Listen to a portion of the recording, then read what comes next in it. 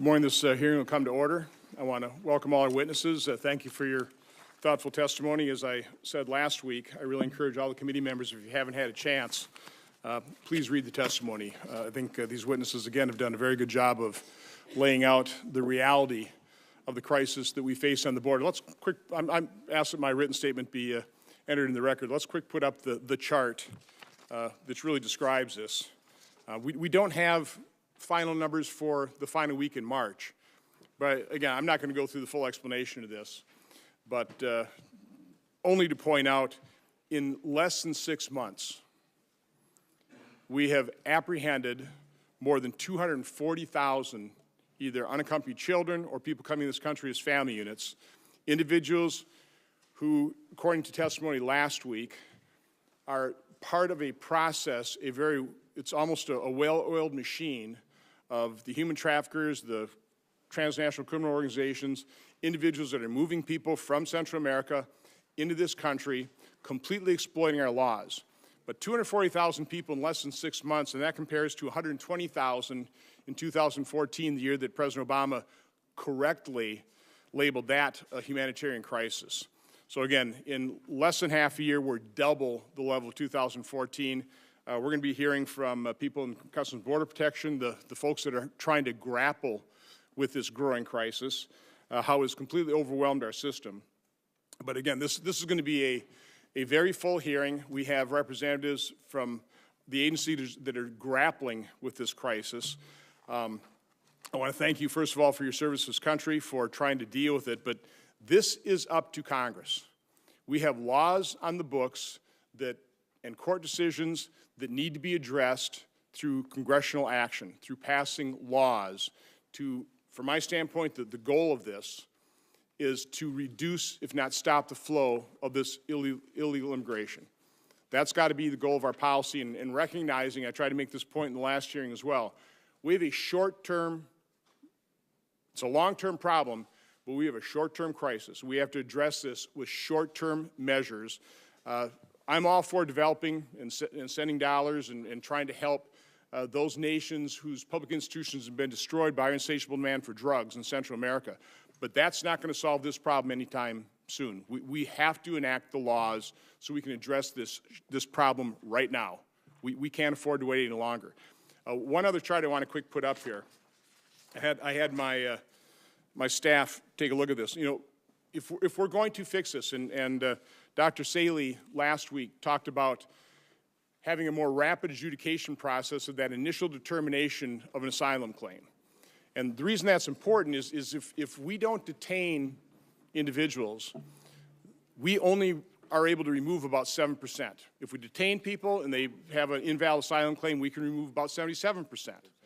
And so we have to be able to have an adjudication process in a time period where we have the detention facilities so we can actually remove them. Otherwise, it's kind of a moot point. We have to take a look at that initial hurdle in terms of credible fear or a more likelihood that their asylum claim would be viewed as valid. 85% of asylum claims are denied. So we have to come to that determination a lot quicker. This chart right here shows what type of facilities we'd need based on the number of people coming to this country illegally on a monthly basis versus the number of days to adjudicate that initial claim. And it's pretty shocking. Right now, we had about 100,000 individuals is what the estimate is for March. About 100,000 people come to this country illegally. If it takes 45 days, right now it's taking about 40 days, I think, to get that initial determination, we're looking at needing detention facilities, somewhere about 125,000 beds is what this chart would show you, because we're right between 150, 110, and 100,000 beds, 45 to 30-day adjudication process. 125,000 beds. We got about 50. So this chart also shows you the solution. Reduce the flow, reduce the number of days to adjudication, and then we'll have plenty of detention facilities. And, you know, Senator Hassan's been talking about this. I don't want to detain people. It costs a lot of money. What I want to do is I want to come to a very rapid conclusion, a rapid determination. Is this a valid asylum claim or an invalid one? If it's an invalid asylum claim, we have to remove those individuals back to their home country. We know this works. Secretary Chertoff in 2005 with a surge of Brazilians, about 31,000 that year came in from Mexico into our southern border. He realized that was a problem, so he initiated a process of rapid removal, and the next year is 1,400. So we know that works. That's what we need to do, but we have to pass the laws to do it. So again, I won't go on any further, but I'm just asking this committee, I will be proposing legislation, hopefully working with Senator Peters and others on a bipartisan basis to fix this problem. We have to address it, and it's a short-term, it's a short-term situation that we've got to deal with this. We can't wait for the long-term fixes. With that, Senator Peters. Thank you, Mr. Chairman. Thank you for holding this hearing today, and to all of our witnesses, thank you for being here today. You know, last Thursday's hearing provided information about the scope and the scale of the challenges that we're now facing on our southern border. Important historical context was provided, and a chance to examine how we can better work with the governments of Mexico, Guatemala, Honduras, and El Salvador. During my opening statement, just 5 days ago, in the hearing that we had last week, I said that securing our borders will take cooperation and credibility from this administration, and not chaos and not confusion. Unfortunately, in the days since, just the 5 days, we have seen nothing but more chaos out of the administration. Since this first southern border hearing concluded, we've seen the administration withdraw the nominee to be the Director of U.S. Immigrations and Customs Enforcement, a nominee who had a hearing before this committee last year and was approved during the committee meeting last month. We have seen the announcement of Homeland Security Secretary Nielsen's resignation. We have seen the President fire Secret Service Director Adolph Alice for unknown reasons, creating another senior vacancy at the Department of Homeland Security. And we have seen reports that the White House is potentially preparing to fire the Director of U.S. Citizenship and Immigration Services. It is, in a word, chaos. The problems we face at our southern border will not be fixed with high-profile firings or tweets or press conferences. It's going to take leadership. And as I said last week, it's going to take cooperation and credibility. By the end of the week, the Department of Homeland Security will have no secretary, no deputy secretary, no chief financial officer, nobody leading multiple major bureaus, and therefore virtually no accountability to the American people. We are looking at an absence of leadership at the top of the third largest department in our federal government, a department charged with preventing terrorism, securing our borders, enforcing our immigration laws, safeguarding cyberspace, and ensuring resilience to disasters. Fortunately, the men and women of DHS and its component agencies, career public servants, continue to show up to work, and they continue to do their best across the country in the midst of a very difficult situation on our southern border. Last week, we heard that it's not just the number, but the composition of the migrant groups that is straining our infrastructure. Specifically, the influx of families and children seeking asylum from dangerous conditions in the Northern Triangle countries has created an unprecedented challenge for our frontline personnel. There are no easy answers or quick fixes here, but we know that the trauma of detaining young children and separating them from their parents puts these children at a risk of irreparable harm. I have asked multiple officials from this administration who have testified before this committee. I've asked, how long is too long to detain a child? I have yet to receive a real answer. We must do better. We need to reduce the backlogs in processing asylum claims. Screening interviews are being delayed. The average wait to appear before an immigration court is now over 2 years. And the backlog is quickly approaching 1 million cases. This is simply unacceptable. We need to address root causes of mass migration, take on the violence and impunity that regions across the Northern Triangle experience, and disrupt the transnational criminal organizations that cash in on drug trafficking and human smuggling. This will take careful cooperation with regional governments, law enforcement, and civil society, not cutting off existing funding to nonprofit organizations operating in the Northern Triangle. We need Mexico to do more to address the flow of migrants across their southern border, but it'll take sustained cooperation and American leadership, not baseless threats and disengagement. Finally, we need to secure our southern border, and I look forward to hearing from our witnesses about what is working and what is not. I look forward to hearing how we can replicate your successes and address your challenges, and I look forward to discussing how we can improve the data that Congress and federal agencies rely on to make thoughtful decisions. Thank you for being here today. Thanks, Senator Peters. Again, what it will take is legislation. And we need to act now to address this situation now.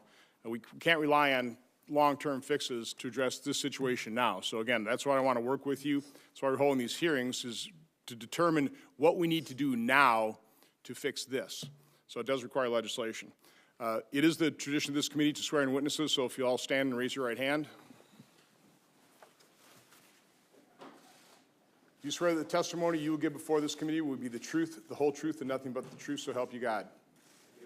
Please be seated. Our first witness is Mr. Rudolfo Karish. Mr. Karish is the Chief Patrol Agent for the U.S. Border Patrol's Rio Grande Valley Sector and Commander of the Joint Task Force West South Texas Corridor. He previously served as the Chief Patrol Agent of the Tucson and Del Rio sectors. He also previously served as CBP Attaché to Mexico. Mr. Karish. Chairman Johnson, Ranking Member Peters, and distinguished members of the committee, thank you for the chance to appear before you today.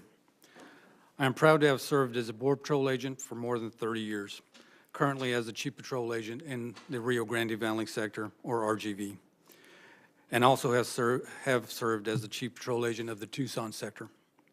In my 30 years as an agent, I have never witnessed the conditions we are currently facing on the southwest border. This is not a manufactured crisis created by those of us who live and work in the border area. Border Patrol continues to apprehend record numbers of people who purposely violate U.S. immigration laws. We are taken advantage of by gaps in our legal framework, and that undermine the rule of law. Criminal organizations along the border capitalize on these issues and make tremendous profits at the expense of both migrants and the American people. RGV is responsible for securing 277 miles of border. This is a small fraction of the United States, but it accounts for 38% of all illegal immigration along the entire southwest border. To put things into perspective, last year agents in RGV made 162,000 apprehensions. We're already at 147,000. At this pace, in my sector alone, we will have more than 260,000 apprehensions by the end of the fiscal year. On average, we apprehend more than 1,000 people illegally crossing the border every day. That's roughly the capacity of 17 commercial buses. Last week, agents in my sector apprehended 1,766 people in a single 24-hour period. We expect these numbers to continue to climb as we enter the summer months, which will undoubtedly place both migrants and our Border Patrol agents at significant risk. Rescue missions will increase as a result, drawing additional personnel from our frontline law enforcement mission. Much media attention has focused on caravans from Central America, but the fact is that RGV is receiving caravan-equivalent numbers of migrants every 7 days. The majority of people we are apprehending are family units and unaccompanied children from the Northern Triangle countries of Guatemala, El Salvador, and Honduras. Many are extremely vulnerable. Consequently, 30 to 40% of my daily workforce is doing humanitarian work at any given point in time. This includes processing, care and feeding, hospital watch, and transportation. It also means that at any given point in time, 30 to 40% of my workforce is not available to secure the border. An agent who's taken a migrant to a hospital is not available to interdict narcotics, nor are we able to respond to other smuggling events or border intrusions when we encounter and apprehend large groups of people. The bad guys know this. They know our resources are stretched thin in addressing the humanitarian issue, which undermines our border security operations. They direct the movement of large groups into certain border areas as a diversion to facilitate the smuggling of drugs. This is an issue of both national security and officer safety. In addition to the large groups of families and children from Central America, other illegal aliens from all over the world are caught trying to evade arrest. In my sector alone, we have encountered people from 50 different countries. That includes Bangladesh, China, Turkey, Egypt, Romania, to name a few. People are traveling across hemispheres to attempt to legally enter the U.S. using the same pathways as the Central Americans. We also encounter known gang members from some of the most violent gangs on earth, including MS-13 and 18th Street. Some of these gang members are fraudulently posing as part of these migrant families. I'd like to share with you a translation of a text message that we intercepted from an MS-13 gang member who is part of one of these fraudulent family units. He wrote, "You should see the amount of Hondurans that are traveling with a child. And they pay less to the smugglers in order to be delivered to the Border Patrol. And it's a direct trip. They have them a few days with Border Patrol, and afterwards they are released." There are a lot of people with that law. That is the easiest way right now. Entire families are coming. So make no mistake about it, the word is getting out. If you are part of a family, if you bring a child, you will be released. Just last Friday, our agents apprehended an adult Honduran male with a one-year-old child. After questioning the man admitted the child was not, in fact, his. Something has to change. The levels of mass migration we're seeing profoundly impacts our ability to control the border and stop dangerous people and drugs from entering the country. I implore Congress to consider legislative action that restores integrity to our immigration system. Thank you for your time, and I look forward to your questions. Thank you, Mr. Karish, and again, thank you for your service. Our next witness is Mr. Randy Howe. Mr. Howe is the Executive Director of Operations for U.S. Customs and Border Protection. In this role, he oversees 30 field offices and 328 ports of entry. Mr. Howe. Good morning, Chairman Johnson, Ranking Member Peters, and distinguished members of the committee. It's an honor to appear before you today on behalf of CBP's Office of Field Operations. U.S. Customs and Border Protection has 4 priority missions: national security, counter-narcotics, economic security, and the facilitation of lawful trade and travel. We operate 24 hours a day, 7 days a week, 365 days a year to accomplish those missions. Our job is to move people and cargo through our ports of entry while inspecting all of those for possible hazards and stopping threats at the border. Our nation's economy and our national security relies on our vigilance. It is an immense task, even in the best circumstances. Our officers report to duty never knowing what challenges they will face or if their lives will be threatened. Factors like port volume, resource constraints, and enforcement activities make every day unpredictable. In recent months, however, we've seen an unprecedented, unsustainable trend in our daily operations. Inadmissible migrants, sometimes traveling in large groups, are arriving at our ports of entry without proper documentation. The majority are family units, unaccompanied children, and nearly all of them seeking asylum.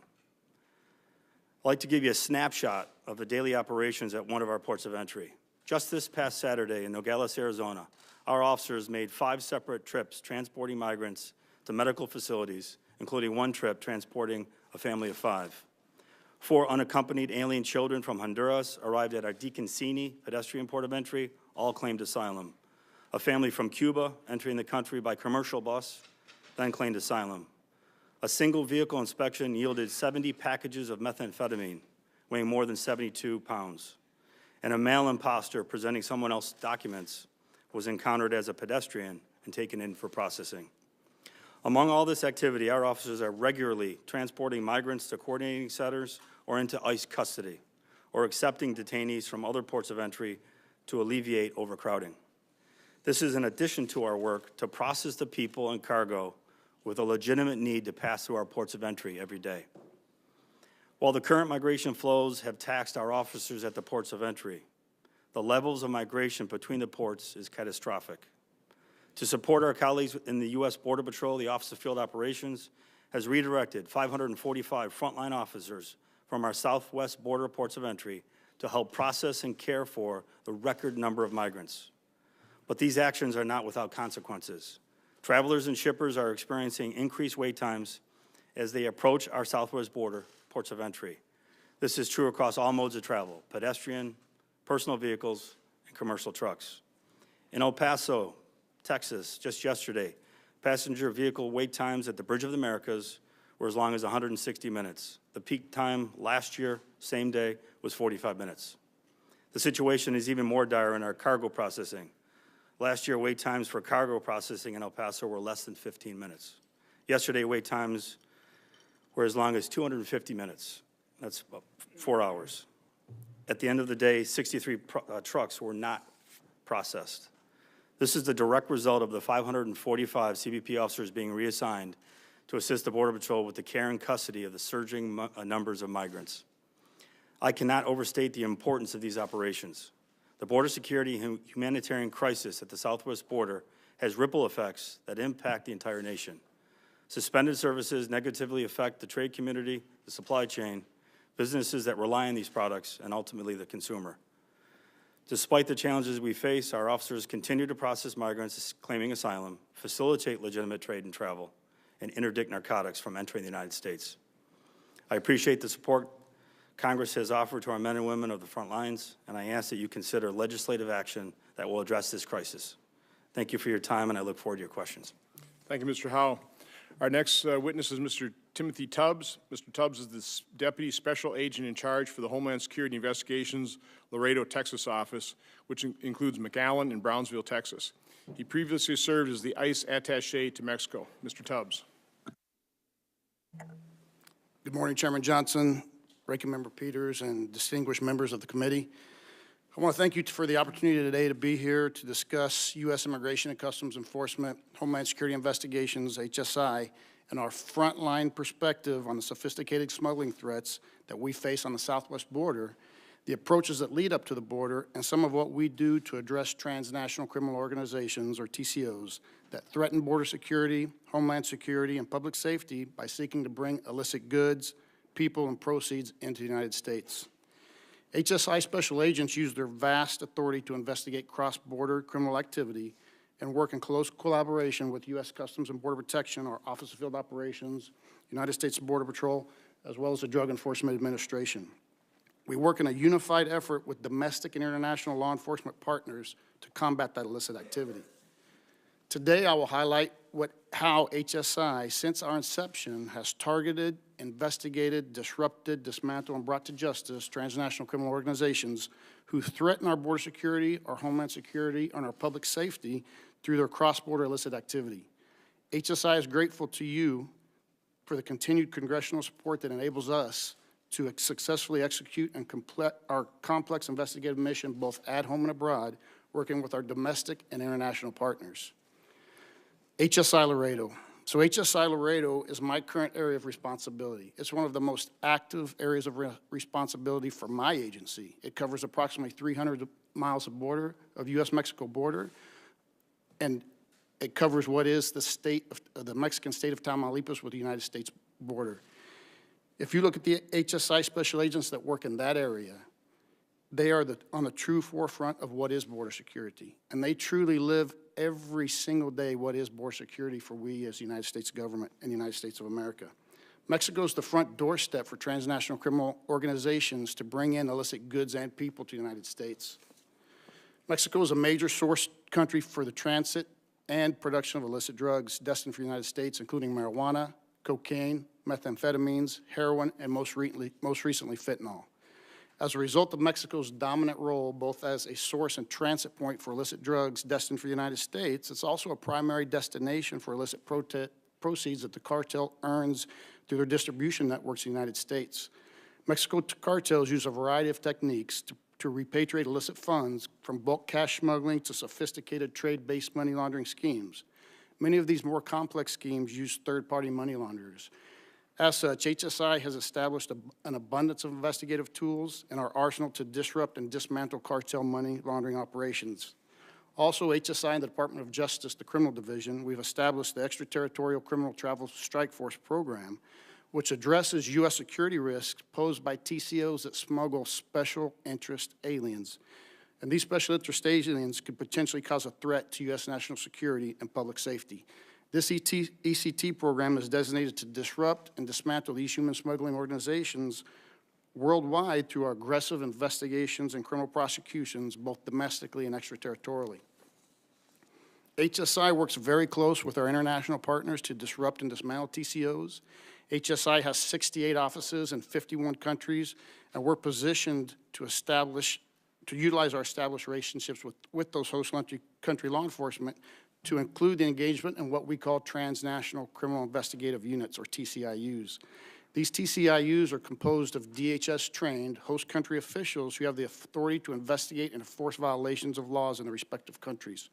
The TCIUs enable both ICE and the host country to conduct joint criminal investigations, joint prosecutions, while meeting the common mission of both the host country and ICE, also respecting the sovereignty of the host country and cultivating that international relationship.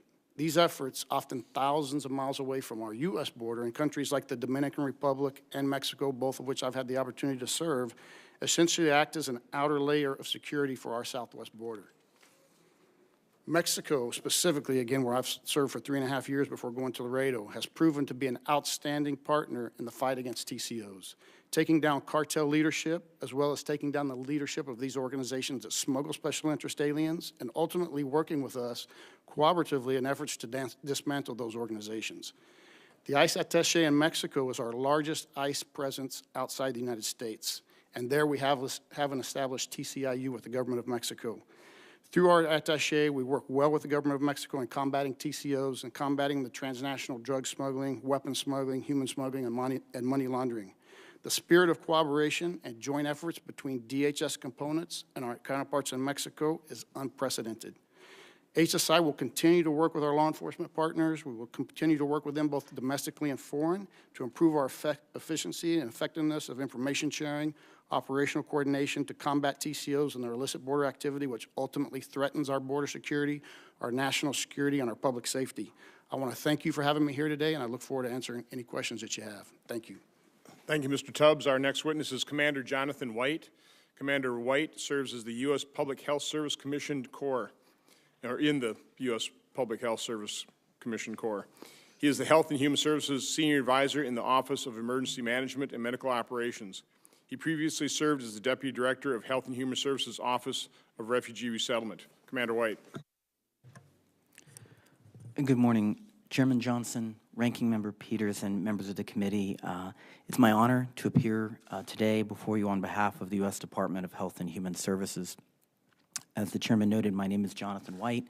I'm a career officer in the U.S. Public Health Service Commission Corps. I'm also a clinical social worker and an emergency manager, and most recently I have been detailed as HHS's operational lead in the effort to reunify children who were separated from their parents at the southwest border.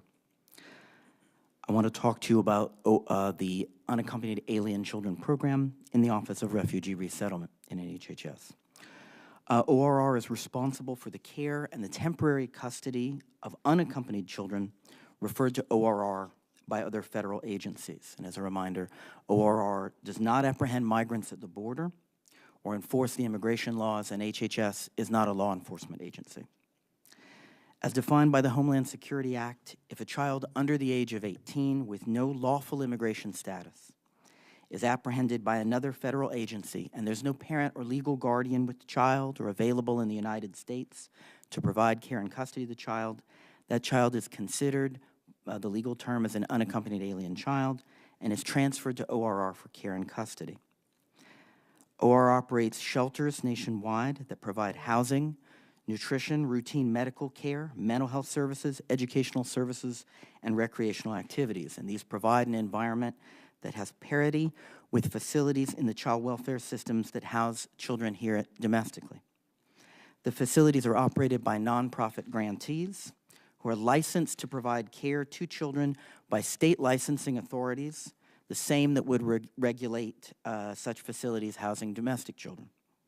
The one exception is ORR's temporary hard-sided influx care facility on the former U.S. Job Corps site in Homestead, Florida, which is not required to obtain state licensure because it's located on federally owned property. However, children at that location generally receive the same level of care and services as children who are in a state licensed facility. The UAC program capacity has expanded and contracted over the years, driven by the astonishing fluctuations over time in the number of children referred and the average time children remain in ORR care.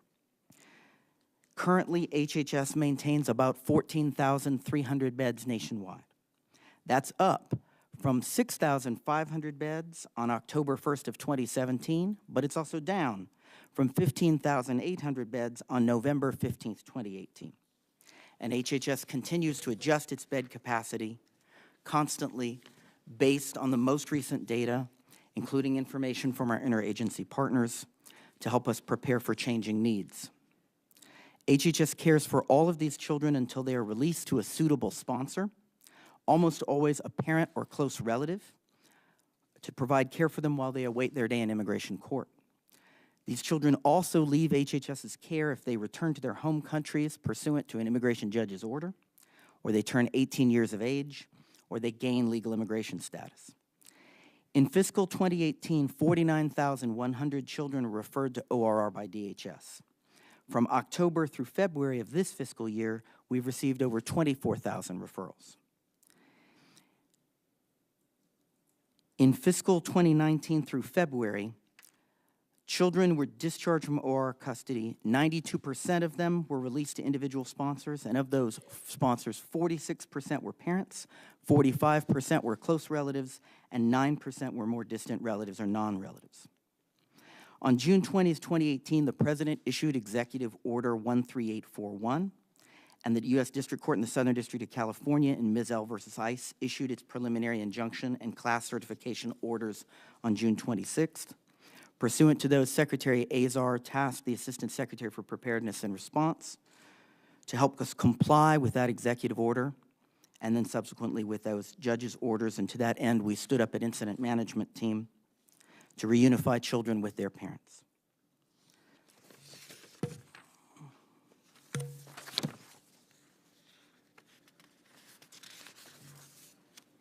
Of the 2,814 children reported to the Mizell Court, as of this morning, we have reunified 2,160 of them with a parent from whom they were separated.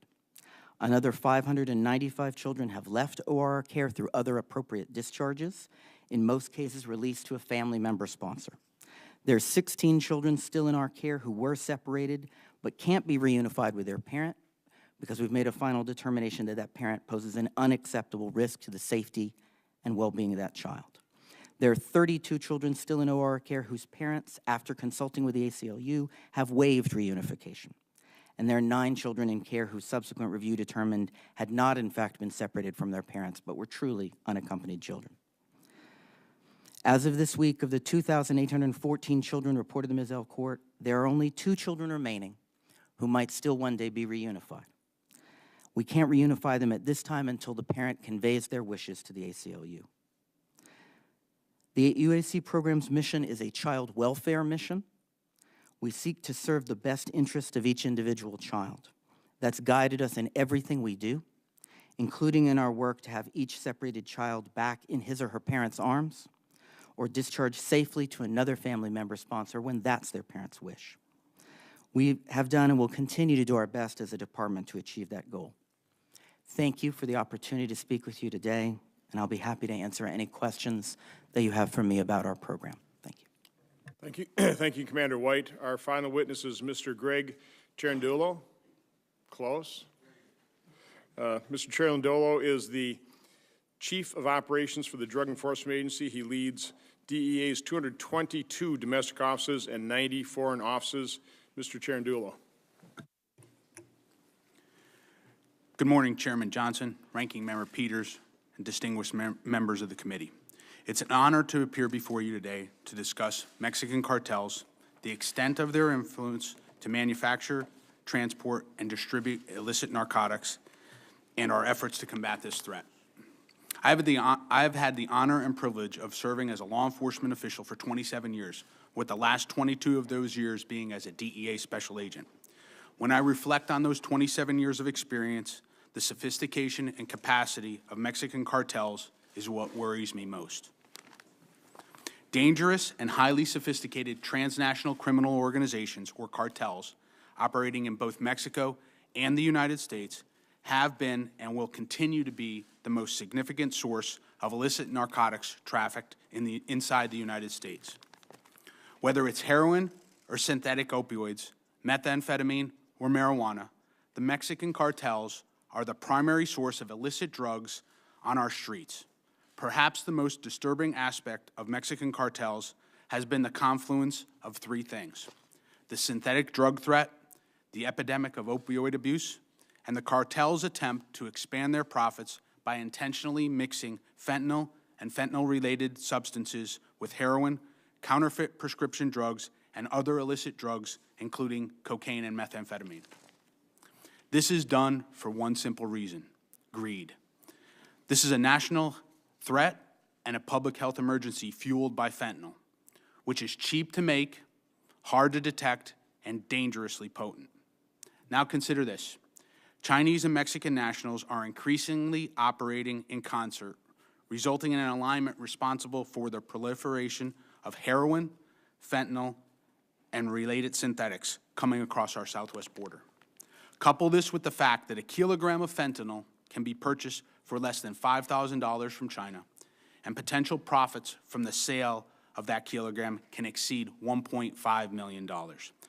The cartels are deliberately seizing on the suffering of thousands of individuals to generate profit.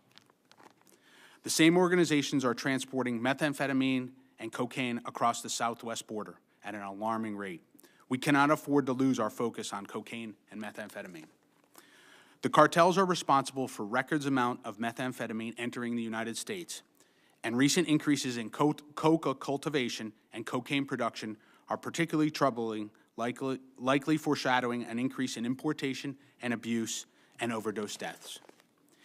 DEA anticipates that Mexican cartels such as the Sinaloa Cartel and the Jalisco New Generation Cartel, or CJNG, as well as others, will continue to be the primary networks operating in more than one country to plan and execute their criminal enterprises.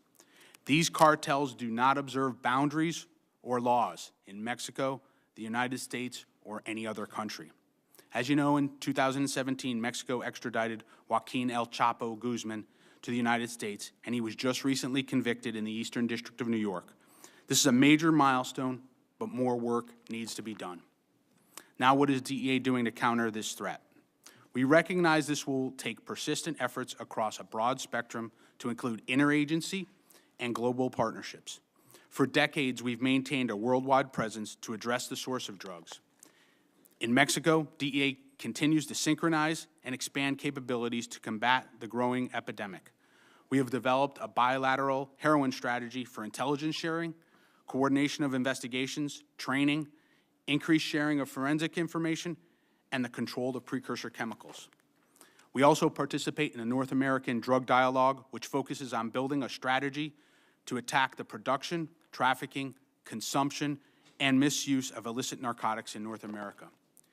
DEA will continue to aggressively pursue criminals trafficking in illicit drugs. Targeting the world's most dangerous drug traffickers and their criminal organizations is a dynamic and evolving mission, and it comes with a myriad of challenges. Throughout our history, DEA has aggressively met those challenges and produced impressive results. We look forward to continue our work with you and your Senate colleagues to identify resources and authorities necessary to complete our mission, and I thank you for the opportunity to testify before the committee today on this important issue, and I look forward to your questions. Thank you, Mr. Cherundolo. Again, I really appreciate the attendance here by members, so I'll defer my questioning till the end. We do have a vote we're going to deal with at 11 o'clock. My intention would be to keep the hearing going. Hopefully we can get some cooperation by committee members, but with that, I'll turn it over to Senator Peters. Thank you, Mr. Chairman. Thank you again to our witnesses for your testimony today. Mr. Chairman, I also have a letter here from the National Treasury Employees Union I'd like to submit for the record. Without objection. Thank you. You know, a big part of what we've been trying to accomplish here in last hearing and this hearing is trying to get just a sense of what are the facts on the ground that we can all agree on in a bipartisan way, take the rhetoric, push that all aside, and just figure out how we can deal with a significant problem. And related to that, of course, is having good data. You need to have the numbers, and the chairman is a numbers person, like I am. And we want to make sure that we're getting that kind of information. We're getting it on a timely basis, which has not really been happening. The GAO recently recommended that the DHS develop and implement a process to systemically review and look at the reliability of the data used in its border security metrics report.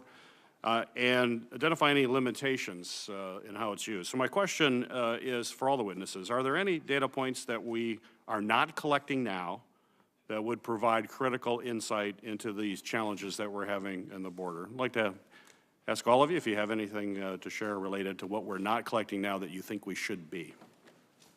Krish, you want to start us off? Senator, we collect a lot of information right now, but I think we also need to go a little further in regards to the finances of what exactly criminal organizations are making. I think that is key. I mean, we all have our ideas on how much money flows into the hands of criminal organizations, whether it's the brush guide, whether it's the transportation cell, the stash house operators. I think we collectively need to get better at sharing that information is to attack the finances. I don't think that we're going to be able to interdict our way out of this problem without attacking the finances. So I definitely would think that more financial information in data shared between the different agencies would be helpful. I agree with everything that Chief Kerr said, and you know, we're an information agency. We collect lots of data points, everything that we do, the migrants that are intersecting, the different modes of narcotics that are coming through our border, working with our interagencies, just to continue to work together with our interagencies and sharing information and building on those trends, so we continue to target the narcotic threat. So I can tell you specifically for us as Immigration and Customs Enforcement, Homeland Security Investigations, that is very important to us in everything that we do, justifying our operations, targeting, showing results for the end of the year, staffing, et cetera. And we're very meticulous about our stats. And I can tell you even today, coming forward to be here to testify in front of you, we're very careful about the stats that we report, the information that we report, and we want to make sure that we report that correctly. But we do look very closely at the money laundering, the finances. Every criminal investigation that we conduct, whether it's human smuggling, whether it's narcotics, weapons, child exploitation, child pornography, intellectual property rights, we have specific groups that just look at finances. And that's information that we collect very closely and very carefully, and I think that's something we could share with our partners in DHS. And just across DHS as far as sharing of information, if there was a one DHS information compiler and share, I think that would be beneficial to all of us. Thank you. Great, thank you. Commander? I don't think we have sort of data points that we're missing. I think the effectiveness of our agency is sometimes challenged by the fact that we are a child welfare agency in a surrounding law enforcement process. And I think there continue to be challenges with exchange of information because of the inherent challenges we have receiving some law enforcement sensitive information that would enable us to make the safest placement decisions we could for a child, including receiving 213 information on children and those accompanying them. Thank you, sir. Thank you.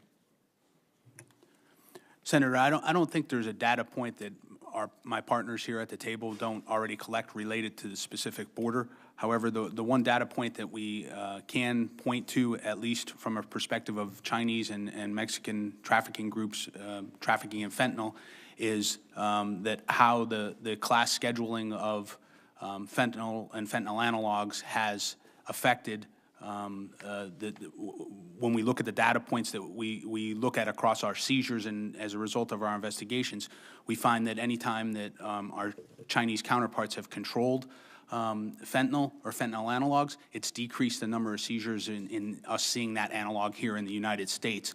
And because those groups are working together to get fentanyl into the United States, I think that's helped us to reduce the amount of fentanyl that's leading to overdoses in the United States. But as far as the border-related data points, I think our partners have covered down well on that, and we continue to share information back and forth as a result of our investigations and what they're doing as well. Thank you. Well, I've all heard you talk about sharing of data. So my question to you, Commander White, is that in January, the HHS OIG concluded that the agency faced significant challenges in identifying separated children, including, and this is quote, including the lack of an existing integrated data system to track separated families across HHS and DHS. So, Commander White, based on your experience as the federal health coordinating official for the mission and reunifying children who are separated, could you tell us more about that? What are the gaps? What do we need to be doing to make sure that we are able to identify where these separated children are? So as a reminder, we are able in ORR to tell you for any child who has been in our care to whom we release that child, what the relationship of that person to the child was and the address that they had when we released them.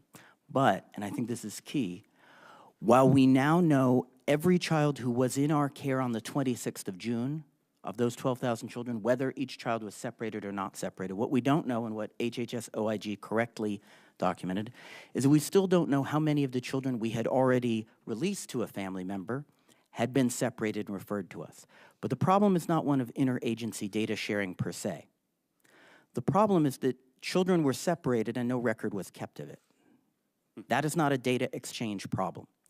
It is also more fundamentally the problem that the Unaccompanied Alien Children program is designed for unaccompanied children, not separated children. And orderly systems for exchange of data do not undo the harm caused by separating children from their parents. That is the proper focus for all congressional inquiries about separation. What are the legitimate conditions under which a child may be separated from a parent at the border? What are the appropriate systems, including what kind of rights of remedy and appeal does a parent have? And how can ORR and DHS have equal power to determine if a child is accompanied or unaccompanied so that ORR may refuse a referral of a child who is in fact accompanied? The issue is not how well it was tracked. The issue is that it happened at all. Well said, Commander. Thank you for that testimony. Appreciate it. Commander, as long as we're on this topic, just real quick, reading your testimony, seemed like a real challenge was complying with the court order in terms of what the definition was of a separated child. There's real legitimate reasons to separate a child from adult. For example, we heard in testimony that an adult male finally admitted that the one-year-old child was not his. Can you just quick speak to that? We have always seen appropriate separations of children, both from parents and from people who claim to be their parents fraudulently. And it's our experience that our colleagues in DHS very honorably attempt to confront a really difficult set of challenges when they apprehend a minor. The real problem is that there is no statutory guidance when a child may be separated, under what conditions, what's a permissible reason. There will always be some children separated from parents for reasons of the child's safety or the need to immediately criminally prosecute someone with, for example, felony warrants. There will always be children separated from individuals who fraudulently claim to be parents who are not. But that is different from what we saw over the last year. But again, I just want to understand your testimony. Part of the problem and part of the confusion here is for years we've been doing legitimate separations for a host of reasons, and part of complying with this was trying to figure out exactly what matched the dictates of the court order, correct? The historical norm is that about 0.3% of all referrals are separations. In the fall of 2017, that increased tenfold to 3%. By the spring, it was much higher than that as a percentage. So the issue is, how do we determine what are the reasonable standards for separation? And that is a job for Congress. So there again, we need some legislation. Senator Portman. Thank you, Mr. Chairman. Thank you for holding the hearing and for each of you for your service. These are difficult times, aren't they? And all of you have been in this business for a long time, looked at your resumes. You probably have never experienced something quite like this, the influx of particularly families and kids. we're in a crisis on the border. We certainly are, and it's worse in terms of families and kids than it was when President Obama called it so, a crisis. So I appreciate what you're doing. I have focused a lot on the pull factors. The push factors are also important. What we do with these Northern Triangle countries, Guatemala, Salvador, Honduras, is incredibly important. But that's going to be a longer-term prospect. Short-term, I want to ask, if you don't mind, Mr. Karsh, Mr. Howe, Mr. Tubbs, do you believe that people who are coming here, family units and otherwise, are coming here primarily for economic reasons and primarily to get a job that pays better for their families? Sir, based on what I've seen out in the field at this point in time, vast majority are coming here for economic reasons or, of course, for family reunification. Not saying that there are not credible fear claims or asylum claims out there that are true. And I'm not either. You know, I think that number is about 85% of those who seek asylum are not getting asylum because they can't meet the criteria. But my question to you is, do you think most folks are coming here for economic reasons? Yes. To get a better job? Trout? Agree, Senator. The same, and the numbers prove that out with the 85% that are being declined. Mr. Tubbs? Yes, sir, I would agree that they're coming here for economic reasons. And that's, anytime we look at unaccompanied children or family units, one of the things that we look at specifically as HSI and are doing our criminal investigations is to ensure that there is no family fraud, to look at the welfare of the child, that there's no case where they're put in a situation for child exploitation. And it's also a reason why we've increased our worksite enforcement, our interior enforcement, because that really is a pull factor. Let me focus on that for a second. Would it surprise you to know that under our current E-Verify system, one, it's not mandatory. Two, often people can use a fake ID, a fraudulent ID, Social Security card or driver's license, and so we don't have a system that's effective to know who's legal or who's not, so that the employer can make that determination. I mean, that's what we have now, correct? Would you support a mandatory E-Verify system so that we can help to reduce the magnet, the pull? Go ahead. Mr. Howe, you came to the mic first. Absolutely. We would support that. Anything that would reduce the pull factor. Mr. Karsh? Yes, sir. Stubbs? Any tool that we get is going to help us greatly. Yeah, we have a bipartisan proposal to do that, and I think that is something that sometimes we miss in this conversation about the border, as important as it is to have a secure border. When you have that kind of a pull factor, that kind of magnet, people find a way, don't they, to get through, over, or around the border. Commander White, you and I have gotten to know each other. I believe you are a compassionate person, and I think you care a lot for these kids. I think you've been in a very tough situation. You've talked about that today. I know there's now a discussion about reinstating the zero-tolerance policy, which led to the family separations you talked about earlier. What was the effect on ORR, the Office of Refugee Resettlement, last year when the administration implemented the zero-tolerance policy? So the effect of zero tolerance or of other policies that resulted in separating children from family units, as a reminder, the great majority of children who cross our border each day are accompanied. They're part of family units. Most typically they are with a parent. And they are accompanied. So the first thing that happened to the program is that the program's capacity was overwhelmed. But to say that sort of understates the severity of the harm, because it was overwhelmed with children that we are not prepared to serve easily, because ordinarily the great majority of the children that we receive, about 80% of them, are teenagers. But when you separate children from their parents, we get babies and toddlers and other very young children. So as you know, of the 2814 children, 107 of them were 4 years of age or younger. Our specific capacity that states have licensed to serve what we call tender age, under 12, and very young, 5 and under children, was exceeded. This puts these children at significant risk. And of course, it also bears repeating that separating children from their parents entails very significant risk of severe psychological harm to those children, and that is an indisputed scientific fact. Commander, you also have a PhD, so you have some credibility in terms of understanding that dynamic. Well, let me ask you this. If we were to do it again tomorrow, you have said earlier in your testimony there was a systems breakdown. Do we have the infrastructure to handle it, yes or no? We have made improvements to our tracking. We do not have the capacity to receive that number of children, nor do we have the capacity to serve them, nor is it possible to build a system that would prevent the mass traumatization of children. Okay. And Mr. Howe, I think you would agree that your detention facilities are full right now. I'm talking about your broader detention facilities, not just for unaccompanied kids or kids who are separated.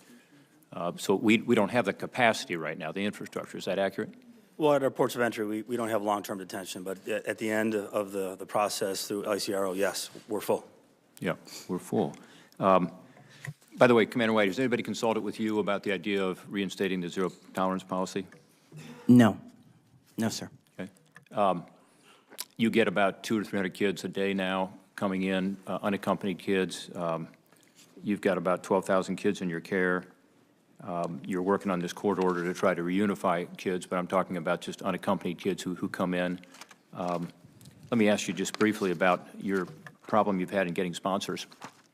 You know, we were very concerned here in this committee and elsewhere that you were sending kids out to sponsors who were traffickers. In one case in Ohio, as you know, the Marion egg case, egg farm case, we had kids who were literally given back to the traffickers who'd brought them up from Guatemala, and they abused these kids. There have been, by the way, 7 indictments now in that case of traffickers. But let me ask you, how are you doing now with sponsors? I mean, we wanted to be sure that the sponsors were fingerprinted, that there was a way to understand who these people were, so you weren't giving kids out to traffickers again. You put that in place. My understanding is there was concern about ICE and others following up with those individuals, and therefore your sponsorship pretty much dried up. Now you have more sponsors coming back because in the appropriations bill, I guess we said that ICE can't follow up from an immigration perspective. Is that accurate? So tell us how this is working. So we continually adjust our case management vetting methods to try and find the right balance between safety and discharge, and timeliness in discharge. We grossly failed in 2014, those children in that egg farm case, and that led to a revolutionary change inside the program about our standards. Our standards now are not comparable to what they were then. But in 2017, I would submit that we actually pushed safety so far that it broke discharge. And children stayed in care an unprecedented average length of time. And our discharge rate, which is for every 100 children in care, how many get discharged every day? So that fell to below 1%. This is why the Tornillo temporary influx facility was stood up. That was a direct consequence of the combination of separation and falling discharge rate. By making appropriate changes, including now we only, under our current operational directive, we only do fingerprint background checks. We do all the other kinds of background checks on every sponsor, but we only do fingerprint background checks on parents if there's another red flag, another indication of danger. Our discharge rate is back up to 2%. The average length of time of children in care continues. But I want to be clear, we studied every case where we denied a discharge to a parent based on the fingerprints, and we didn't find cases where we did that on fingerprint only. We found the identified threats to those children's safety through the numerous other methods that we use at identity verification, relationship verification, and child safety. We're in a different world than we were in 2014, but we will continue to make changes as we need to balance safety and timeliness in discharge. Thank you, sir. Thank you, Chairman. As long as we're talking about discharge to sponsors, we just got some information from HHS. I just want you to confirm this, Commander Howe. Between July 2018 and January 2019, there were a total of 23,445 unaccompanied children or children discharged to a sponsor. 18,459 of those were released, discharged to someone without legal status. Is that a pretty accurate figure? I don't have in front of me the numbers, but those numbers would be consistent with general patterns. The majority of sponsors, individual sponsors, are people without immigration status. Which indicates, and I'll just enter this, ask for consent to enter this in the record, just shows again how completely out of control this process is right now. Senator Hassan. Well, thank you, Mr. Chair, and I want to thank you and the ranking member for this hearing today. And I want to particularly thank our witnesses. Thank you for your service. Thank you as well to all the men and women who you work with each and every day. Before I begin my questions, though, I do also want to express my profound concern about the turmoil at the topmost levels of the Department of Homeland Security. The Department is tasked with the vital mission of securing the nation from the many threats we face. And the type of turnover we are seeing right now presents a direct threat to the ability to effectively carry out that mission. We need to see qualified leaders put forward who have the experience needed to keep Americans safe and who will also stand up to the president, if necessary, to uphold the rule of law and the values that make us strong. I want to turn now to a question to Mr. Howe and Mr. Cherundolo, because last Congress we passed and the president signed a bill that would provide more technology for border agents to use so that they could detect fentanyl at the border. Last spring when I was at the border, I heard during my visit that the agents still did not have all the access to that equipment. Former Secretary Nielsen stated that this was unacceptable when she testified before this committee last May. So to both of you, can one of you update the committee on how the Interdict Act implementation is going now? Do our agents have the technology they need to keep them safe as they're detecting fentanyl? Thank you for the question, Senator. The $564 million that you speak of, Yep. the NII enhancements for FY19, that's going to really change the way we do business on the southwest border. Okay. It's really going to transform our capability to scan more vehicles and more trucks, considerably more than what we're doing today. So it's going to take some time to work with the vendors to purchase and get them into place, but it really is going to transform where we're doing the interdiction. We know that through our mail facilities. Yep. That we're seeing fentanyl. So the $45 million that we received also, Yep. FY19, will allow us to enhance our NII, our non-intrusive inspection technology, in both our mail facilities and our express confinements. Okay, but so it is still a work in progress, is what you're telling me, that we don't have all the technology that is provided by the funding yet? We're working through it. It's going to take some time. Okay. Mr. Cherundolo, do you have anything to add? Senator, the only thing I would add that any of that is welcome to us, because many times those seizures at the border are the start of an investigation Right. for both DEA and HSI. We would support any advanced technology that can be given to our colleagues on the border, but those wouldn't specifically apply to DEA. Okay, thank you. I am still concerned that we don't have as much equipment as we need. I'm very concerned about the safety of the people on the front lines. Fentanyl, as we all know, is so dangerous even to the touch. I will look forward to following up with the agency about how we can accelerate this. Commander White, I wanted to follow up a little bit with you on the discussion that you've just been having about the family separation policy and the efforts that your agency has made to reunite families and children. You talked about the numbers in the Ms. L case, the class of individuals represented by the ACLU, but we also know that there are other children, and you just mentioned it in your testimony, who before the policy was announced were apparently separated from their families. When you appeared before this committee last year and just now, you were very clear about the impact of family separation on children, that children are traumatized this and can suffer long-term psychological damage from this kind of separation. And I thank you for your clarity and your honesty on that issue. But that's why I was so troubled to see your statement a few days ago stating that it could take 2 years to identify what could be thousands of children who were separated from their families. Can you tell me why it will take so long and what we can do to speed this up? Yes, Senator. So what the Senator is referring to is my declaration and the plan which I developed and which the government has submitted to Judge Chabraw in the Southern District of California on how we would do that identification. I want to be clear. The 1 to 2 year time frame is if we reviewed all of the approximately 47,000 children who were referred by DHS starting on July 1st, 2017, and had already been discharged to a family member or otherwise appropriately discharged by the date of the court hearing. The plan, and this is in the declaration, is designed to accelerate that process. I don't know that it will, but it represents my personal belief of the best, most effective way to find the children, to identify which of the children that were discharged were separated, and to do so as fast as is possible. But the answer to your question is because it is 47,000 children. They have all been discharged. And there is no list. This is the fundamental reality. The reason that it is challenging now is because there is no list of separated children. We must identify them. So we will use, if the judge approves it, the methods that I've outlined. And if he doesn't approve it, without getting too much into litigation, then I guess we will all be back to the drawing board. I believe that the plan, which is in my declaration, is the best way to find this, to identify who the kids were. That's why. Yes or no, would more staff help you do it faster? I don't believe that staffing is the key variable. Okay.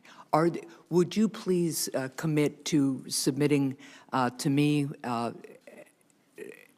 any recommendations you could make in terms of resources or other things Congress could provide to you that would help you speed that process up?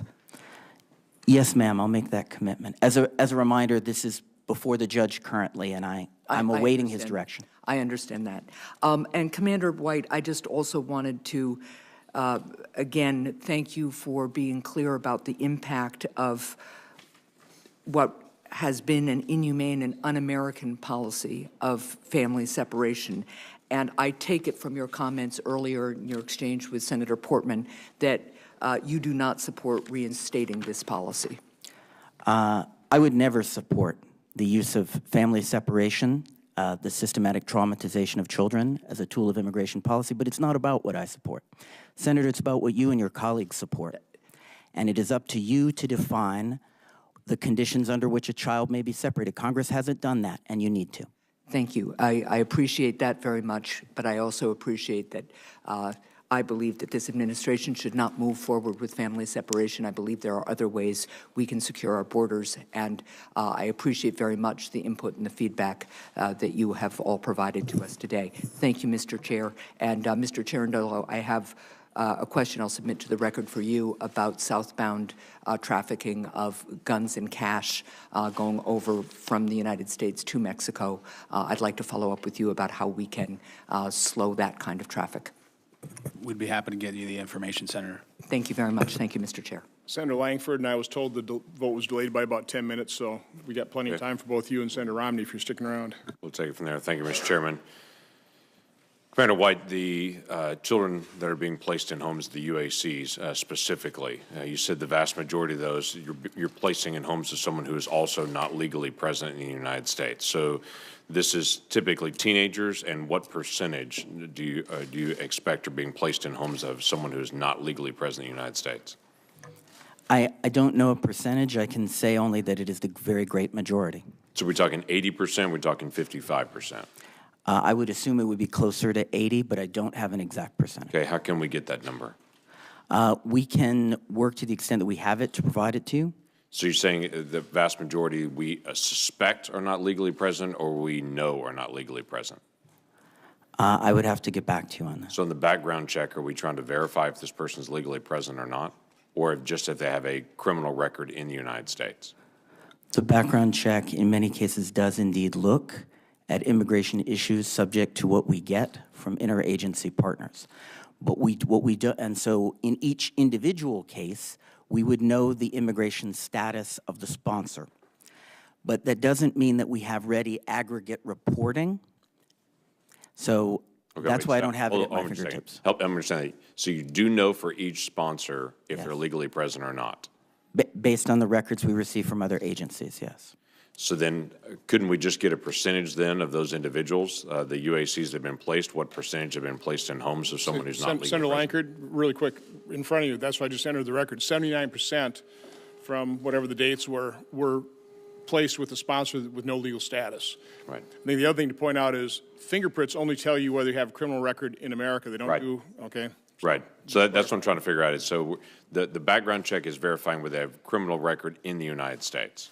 We seek, to the extent we can get it, to also get information on criminal history in the country of origin. Okay.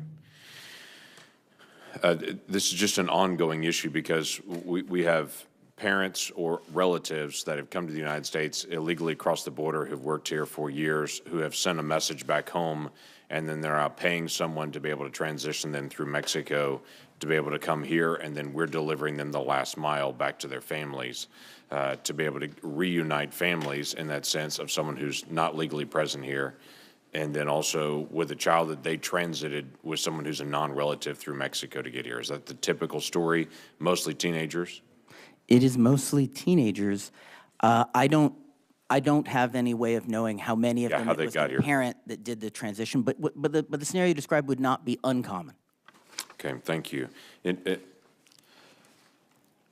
our hearing last week, TVPRA and Flores came up as the two biggest issues by far. Mr. Garces, you were very clear to just say Congress needs to act. Last week, it was very specific. What we need Congress to do is address Flores and TVPRA. Is that your opinion of what needs to be addressed? Yes, agree. To allow families to stay together through the Flores Agreement and then the TVRP to allow the repatriation to non-contiguous countries. Okay, Mr. Garces. Completely agree. How many individuals do we have coming in, family groups that are coming from Mexico? Very small number right now, Senator. I mean, the vast majority, So 65. give me a ballpark guess. Yeah, Is this 2% or is this? I would have to get those numbers for you. I mean, but 65% on the Central American families that we're seeing coming across the border, but very small percentage of Mexicans with families. Saying 65%, is that what you said? Yes. Those are families from Central America, Central Triangle America? countries. So the other 35% of the folks are coming from where? Well, Mexico, but we're also seeing them from different parts of the world in the people that we apprehend. But You'd mentioned just in your region, there are Yes. 50 different nations Yes, sir. represented. I didn't get the time period on that. Is that this fiscal year? just for this fiscal year, yes. Okay. So in the last 6 months, you've seen 50 different countries Yes. coming that are family units. Not family units, single period. adults who are trying to evade arrest. Okay. So go ahead, Ms. Shaw. So the question becomes very difficult here on how to be able to manage the personnel. Ms. Shaw, you mentioned before, when you pull people off of the land ports of entries to be able to manage what's happening between ports of entries, it has a real effect. 4 hours of wait time for a truck to be able to get in and going all the way through an entire day, and there are some trucks that never got processed that go in the next day, makes the next day even harder, obviously, as well to be able to move. What do you see as the snowball effect of having to be able to move people to the between ports of entries to what's happening at the land ports of entries for long-term shipping and trade? Yeah, thank you, Senator. I think you've stated it, and that is, we've pulled 545 frontline officers that normally work cargo and passenger vehicles. And what we're seeing is what I mentioned in my opening remarks. We're seeing double the wait times in both POV and cargo. And this is an immediate response to the crisis that we're seeing in between the ports of entry.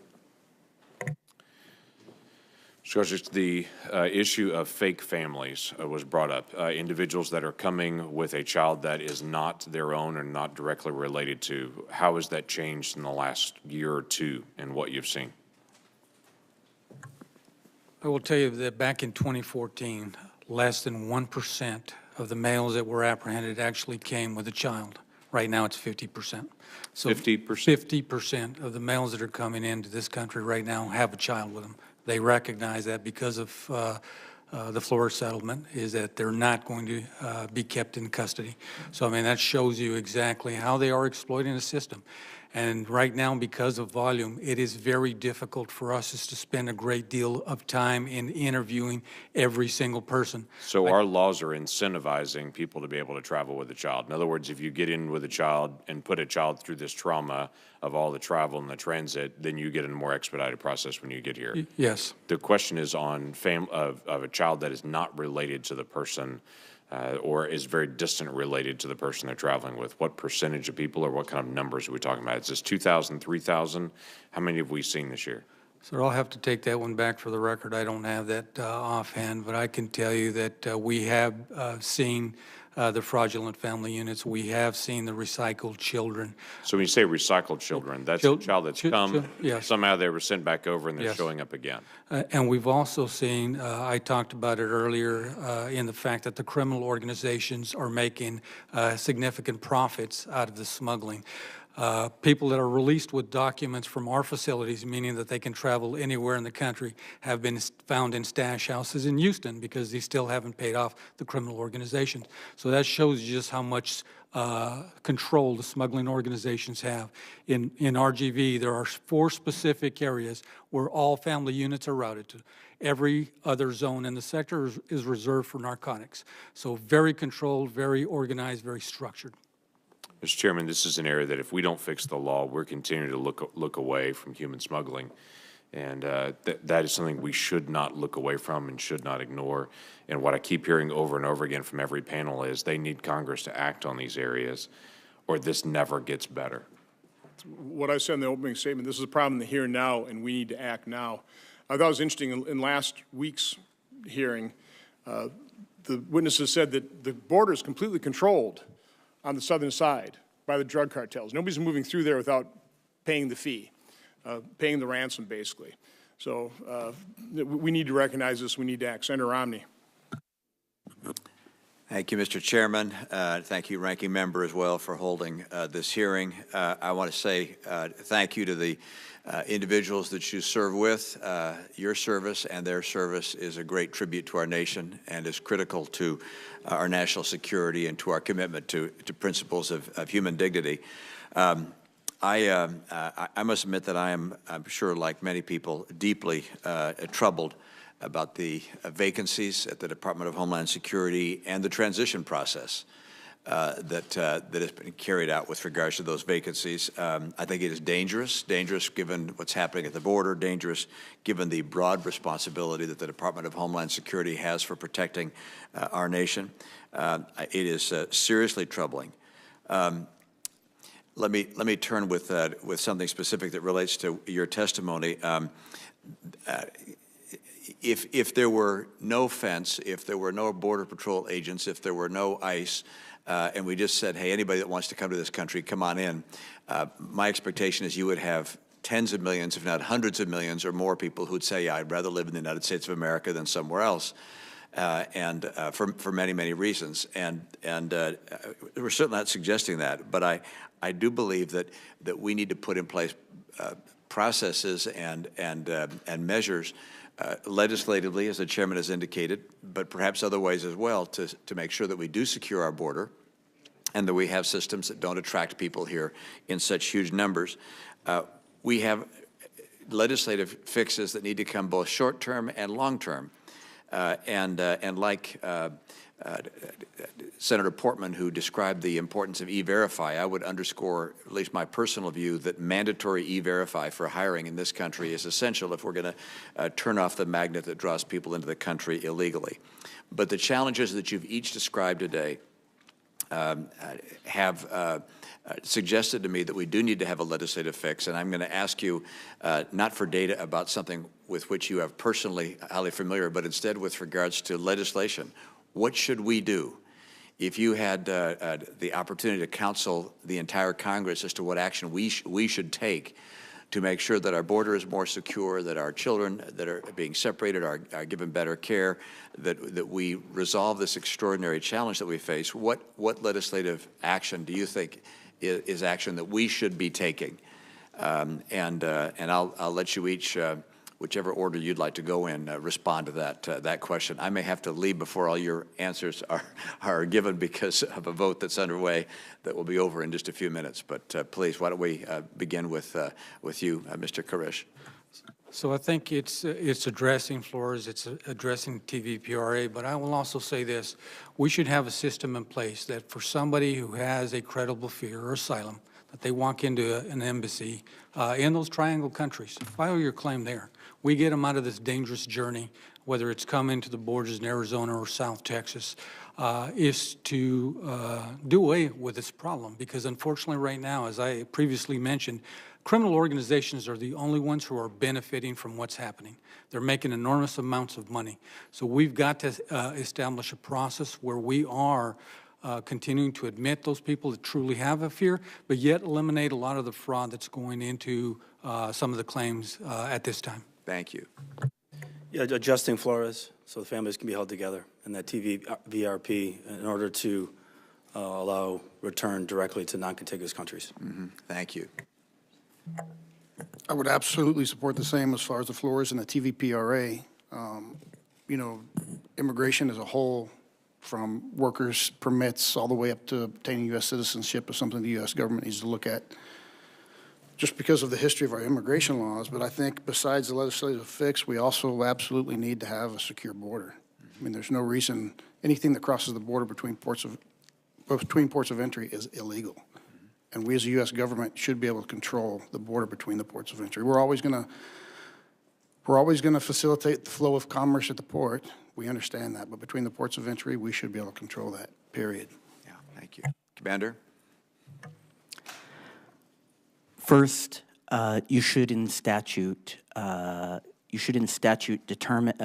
the conditions under which it is permissible to remove a child from a parent. And I would submit to you that that should only be for the safety of the child, or if the parent faces criminal charges other than misdemeanor 1325 entry. Second, parents need to have there needs to be a requirement that there be a process and documentation when children are separated from a parent, and parents need to have a right to appeal that. And third, ORR needs the legal authority along with DHS, equal to DHS, to determine if a child is unaccompanied, so that if a child is referred to us who is truly accompanied and has simply been separated from a parent not for cause, we can refuse that referral. Senator, on top of what my partners from DHS have already highlighted, I would say the one single piece of legislation that DEA would say would be very important to us is the class-wide scheduling of fentanyl. We emergency scheduled that fentanyl last year, and it expires in 2020, which could have a significant impact on not only DEA and our law enforcement partners in prosecuting those analogs where the chemical makeup of the fentanyl is changed slightly, but it will also affect the Department of Justice prosecuting of those cases and motions going forward if the fentanyl were to come out of scheduling, the emergency scheduling in 2020. Thank you. Mr. Chairman, I'm going to go vote. Senator, before you go, I do want to point out that if you claim asylum, if you come to this country illegally, you claim asylum, we give you a work permit after 6 months. Is that correct? So, I mean, E-Verify is, I guess, well and good, but when we are actually granting a work permit for somebody coming to this country illegally after 6 months, it's another one of those rewards that we provide, which I think we ought to seriously consider. Senator Harris. Thank you, Mr. Chairman. Today's hearing takes on new significance, obviously, in the wake of Secretary Nielsen's resignation. As I said in June of 2018, I believe the government should be in the business of keeping families together and not tearing them apart. The outgoing Secretary's willingness to implement the administration's cruel and most counterproductive immigration policies, and her willingness to, frankly, not be honest with Congress when questioned about these policies, led me to call back in June of 2018 for her resignation. The government should have a commitment to truth and accountability. Under the Secretary's tenure, DHS had a track record of neither. However, she was reportedly forced out because she resisted the White House's desire to embrace even more extreme tactics, from defying a court order and reinstating the cruel family separation policy to closing the southern border, a political stunt that would cause dire economic consequences to our country. And there are reports that even more turnover in DHS's leadership is yet to come. I believe a well-functioning Department of Homeland Security is vital to the safety and security of our nation. At moments like this, Congress must exercise its duty to provide a check on the executive branch through oversight, through the power of the purse, and through our responsibility to provide advice and consent. I urge my colleagues on both sides of the aisle to join together in helping to restore some of the much-needed stability to the Department of Homeland Security and to respect and honor the work of the men and women who work there. Commander White, I have some questions for you. Yes, ma'am. On March 6th, CBP Commissioner McAleenan, now the Acting Secretary of Homeland Security, testified before the Judiciary Committee. I questioned him about reports that immigrant children in the custody of HHS and HHS's Office of Refugee Resettlement endured sexual harassment and assault. ORR received 4,556 allegations between October of 2014 and July of 2018, nearly 200 of which included very serious allegations, such as staff watching children shower, fondling and kissing them, and rape.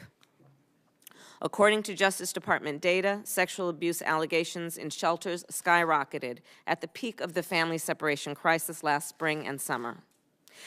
The acting secretary said that he was not aware of the allegations and that his colleagues at HHS and ORR are very committed to the children in their care.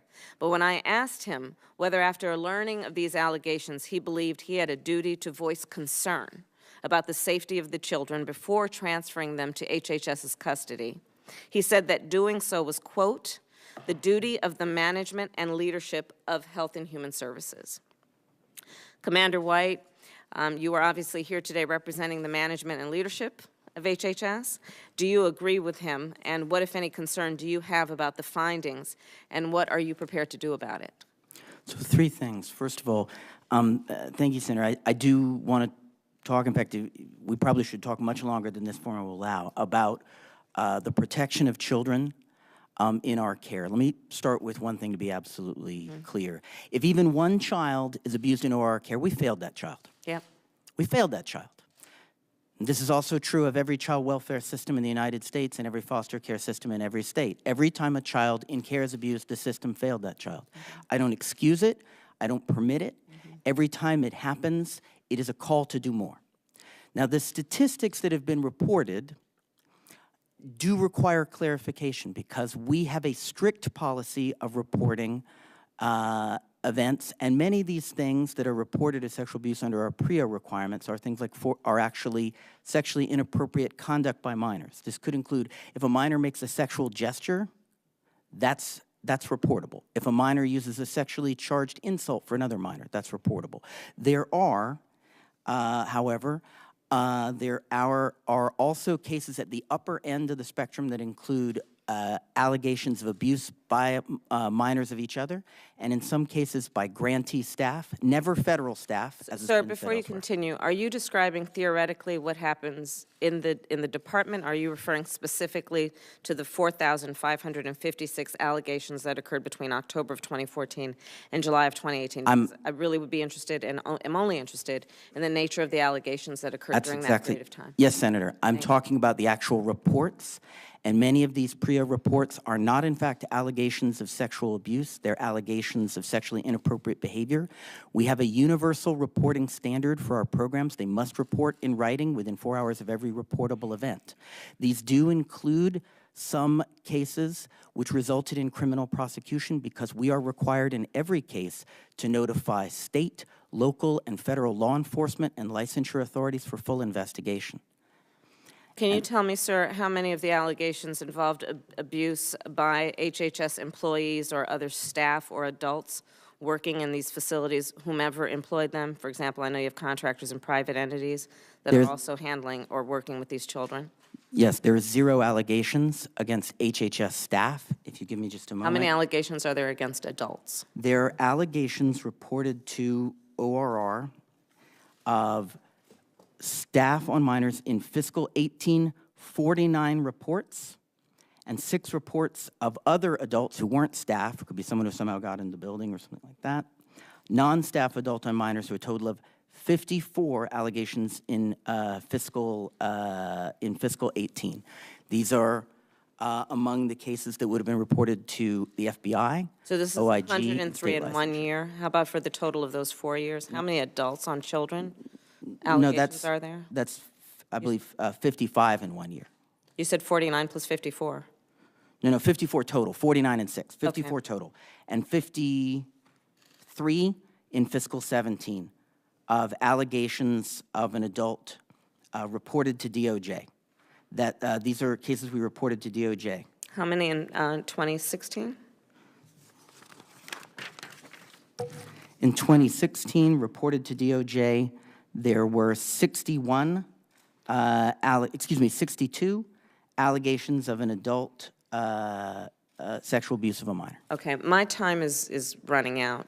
I'd like you to report to this committee how many total allegations were there between that 4-year period against adults, whomever employed them, regardless of whether the case was referred to DOJ or not. And I'd also ask you right now to tell us whether you informed the Department of Homeland Security that these incidents were taking place in your facilities before or at any time during the course of this family separation policy. And obviously, because I'm curious to know whether the Department of Homeland Security was on notice that these things were happening in your facilities before they transferred the children to your care. So we will be providing a full detailed accounting that will be forthcoming on our PREA reporting.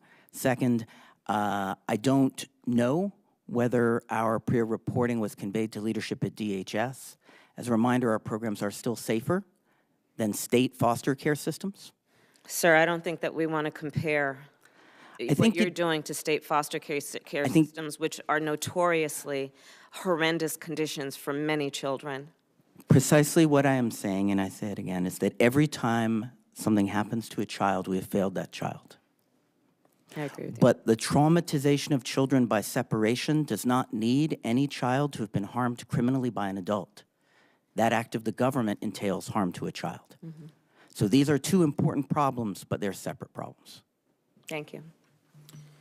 Senator Harris, you raised the issue of rumors of reinstitution of the zero tolerance policy. I'm not aware of that as a policy. I'm aware of the rumors in the press. Let me just state for the record, I would be completely opposed to that.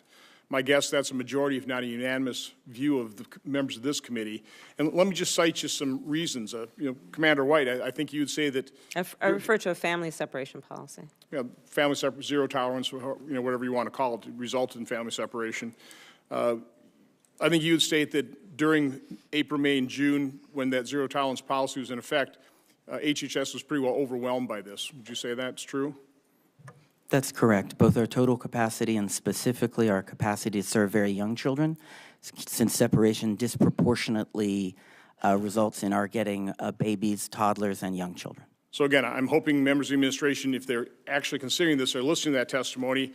And as Senator Peters pointed out, I like numbers. So here are the numbers. During April, May, or June, on average, we apprehended about 9,500 individuals as a family unit that you were forced to deal with, about 9,500. The last 3 months, which again shows the growing crisis at our border, the average has been 29,000. So if HHS, if CBP were overwhelmed back in April, May, or June of 2018 with 9,500 per month, this is 3 times worse. And my guess is this is going to continue to increase in severity. So again, this is a crisis in the here and now. We need legislation. And I would like this committee to lead in that effort. And certainly as chairman, I will be leading and hopefully working with every member of the committee to pass the legislation that actually fixes this problem in the here and now. Senator Carper. Gentlemen, welcome. Thank you very much for being here, for your work. My colleagues have heard me say this before, so bear with me, but we all have sources that provide us with guidance in our lives and the values that we hold and the way we try to behave and act. There's believe it or not, a bipartisan Bible study that meets in the United States Senate every Thursday, about 6 or 7 of us who need the most help. We meet with the chaplain of the Senate, who is a retired Navy admiral, who was chief of chaplains for the Navy and the Marine Corps. And almost every Thursday when we meet, he reminds us of a passage in the book of Matthew that deals with the least of these. And when I was hungry, when I was thirsty, when I was naked, when I was a stranger in your land, did you welcome me?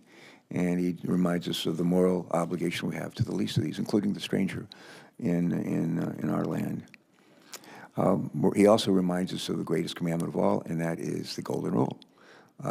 Treat other people the way we want to be treated, which ironically is in every major religion on the planet. everyone in one form or the other.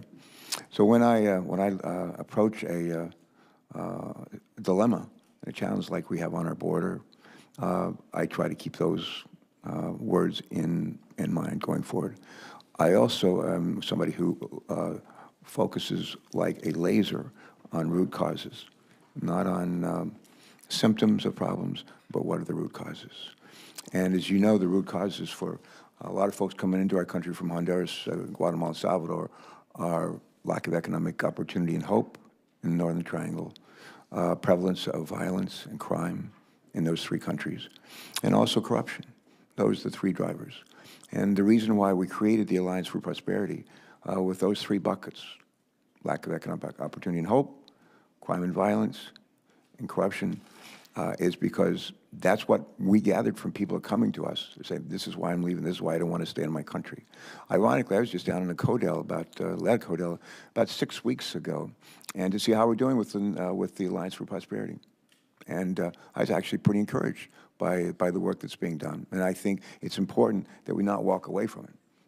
And the president, I think, is intent on ending funding for those programs, which would be a huge mistake, a huge mistake. I've been sitting up here writing some notes to myself about how to reduce the likelihood that people will feel compelled to leave their countries and to come to ours. And for me, a big answer is fully execute, and execute well, the Alliance for Prosperity. It's modeled after Plan Colombia, which has worked. And I like to say, find out what works, do more of that. So that's the second question I have for people who do leave. And we've been messaging countries in those leaders in those countries have been messaging to their people about the horrors of transiting Mexico and trying to get into this country and saying it's not going to work well and kind of just discouraging people from coming.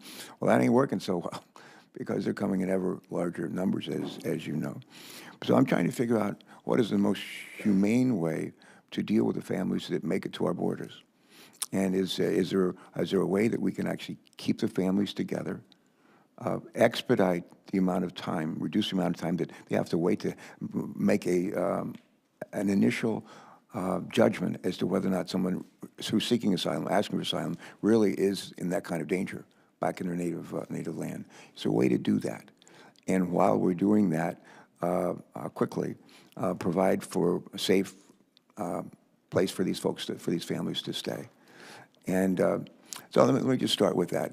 Is that something that we can do, to make that initial decision and say, well, say 100 families are coming across, make it a decision? I don't think we can do it like that. Maybe we could, but to say, is there really a case for asylum? Are we really convinced, maybe upon initial screening, that somebody's there really, truly because they need asylum or not? And if they really and truly need to, they're brought in for a more in-depth screening. And their families are taken care of. We don't separate the kids from the families. I don't know, is that maybe that's something that we're doing? I'm not aware of it, although I think there is the initial screening, but just give me some my response to that, Greg.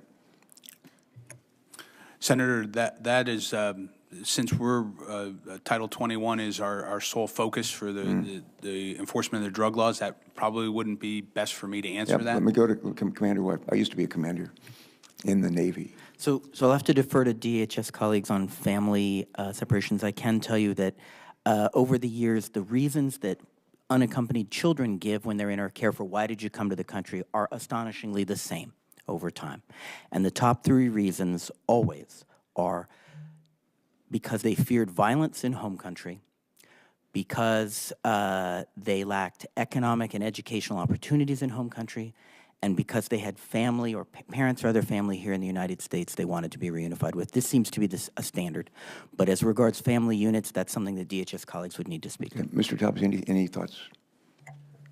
Absolutely. So I agree with your statement that we absolutely have to work with our foreign counterparts to work at the root causes of why people are leaving the country. I can also say that in my 24 years of working for Homeland Security and its previous agencies, that 9 of those years I spent foreign, stationed in the Dominican Republic of Mexico. And we do need to work with the root cause. We do need to work with our foreign counterparts, but we control a very small portion of that. despite the help that we give them, we do control everything here in the United States. So while we work with our counterparts, I think we also need to focus very close on the laws that we have here and the capabilities that we have to secure our border and we as HSI to conduct our criminal investigations to dismantle those organizations. All right, Mr. Howell. Thank you, Senator. Agree we should work to have families stay together. Of course, the Flores Agreement, the longest being held is 20 days, so adjusting the Flores Agreement, allowing those family units to stay together through the entire process is the way to go. The entire process, I think the backlog is like measured not in days, weeks, months, but actually maybe even years. And that gets to be, as you know, pretty expensive and frankly not very humane. But thank you. Mr. Garish. Yes, but I'll also add, Senator Carpers, that when you detain, you're going to expedite a hearing. Ultimately, if the person is granted relief, they're released into the country. If they're not, they're immediately repatriated, because at the end of the day, you do need a consequence. Otherwise, you're just going to see that flow increase. During my oral testimony, I read off the claim from the Central American who communicated back to his associates is this is the quickest way, bring children, you're not going to be detained. So we've got to develop a process that we've done in the past. The Brazilians that were here in the 90s, 2000s, the way we stopped the problem is detaining families together. You had your opportunity is to go before an asylum officer or immigration judge. If you were granted relief, you stayed. If you were not, you were immediately repatriated. We can always improve efficiencies in the government. This is an area for us to do it, but we also need to have a consequence. Thank you. I talked with the chairman and the ranking member in the last couple of days about the idea of people within these three countries, the Northern Triangle, with asylum claims, being able to bring those asylum claims not in the U.S. at our border, not in Mexico, but within those three countries. And I'm going to ask you to respond for the record as to whether or not you think that Secretary Nielsen has been an advocate of doing that, as you probably know. But I'm going to ask you to respond for the record as to whether or not that's an idea that makes sense. Thanks. Thanks, Mr. Chairman. Thanks, Senator Carper. Senator Sinema. Thank you, Mr. Chairman. During this critical situation on our border, it's important to hear directly from the federal agencies who protect Arizona's border and our family and communities. So I appreciate all of the witnesses for coming and speak with us today. As I mentioned in our hearing last week, Arizona faces significant security, economic, and humanitarian challenges with these recent migration trends. Congress and the administration must focus on ideas and initiatives to help improve the situation. And I'm glad that the President heeded the calls from me, from border experts, and many other members of Congress to not close the southwest border. But last week, we heard from outside experts about their ideas to secure our ports, improve coordination with local NGOs, deploy critical technology between our ports, and improve workforce morale. And I look forward to hearing more about a frontline perspective on those ideas today. And as always, I'm committed to working in a bipartisan way to finding solutions that keep families and communities safe in Arizona and to treat migrants humanely and fairly. So my first question today is for Mr. Howe. I don't agree with CPB's decision to transfer officers away from Arizona ports of entry. Our ports have struggled with high vacancy rates in recent years, and that has led to the assignment of temporary duty officers. And I understand that CPB faces significant strain on its personnel, but our perspective is that this decision hurts trade, and we worry about it impacting security. So I want to know, what analysis did CPB conduct regarding removing these temporarily assigned officers from the ports of Arizona? Can you share that analysis with my office? And given that these ports were already understaffed, how does this decision not negatively impact security or flow of trade? Thank you for the question. You know, the initial response that we provided, our Border Patrol colleagues, was to support them in this migration crisis. They were overwhelmed, are overwhelmed. So the decision was made to provide them the officers that they could use to put their agents back in their law enforcement activity. So 545 officers from the front line, the decision was made to address this crisis. We knew there would be impact. When Commissioner McAleenan had his press conference in El Paso, he mentioned that. So 545 frontline officers, 300 from Laredo, 194 from El Paso, and then 51 from San Diego. As you pointed out, we did not pull any from the Tucson field office. But the 75 TDYs that we had identified, we did not send them for assistance. So we know it's going to be impact. We see that every day. We see the backups in both the personal vehicles and the cargo. But this is a crisis that we're addressing with assistance to Border Patrol. Last week, we heard about the need for additional surveillance and detection capacity between our ports of entry. We know that the largest drug busts and interdiction occur at our ports of entry, but there is still significant trafficking for narcotics and other threats between our ports of entry. So my question for Mr. Karisk is, what type of sensors do you think are most useful for agents in the general patrol duties? Do we need more cameras, more radars? Do we need more unarmed aircraft systems, or something that I haven't mentioned yet? All technology has helped. CBP has made a tremendous investment in technology over the last few years, but we also need to have relocatable technology because traffic patterns will shift from one area to another. We saw it in Arizona, where I was previously assigned. It's having the technology that's going to help us with greater situational awareness. Right now in South Texas, what I see the problem is we don't have any technology that's foliage penetrating. So people get into the brush areas, whether it's the carrizo cane, whether it's the sugar cane, whether it's the other brush that's there, it makes it hard to detect. So it's a combination of different systems that we can actually apply onto the border is to act as that force multiplier for us. But ultimately, no fence, no piece of technology is going to make an arrest or an interdiction. That's going to be done by men and women who are out there. So it's important also is to be able to bring on additional personnel who can actually help us with that. My next question is also for you, but I'd like to hear the thoughts of other witnesses if they have ideas as well. Last week when we were hearing from experts, they were talking about the importance of local offices forging close connections with the NGOs and local community leaders. As you know, we're facing a struggle in Arizona with the release of migrants and need to improve communication with our local NGOs. So my question is, in your experience, what do you find works best to help build those close relationships at the local level? And are there any tips that we could utilize when I'm able to go back to my state in the next 2 weeks to try and figure out a better solution for the crisis we're facing?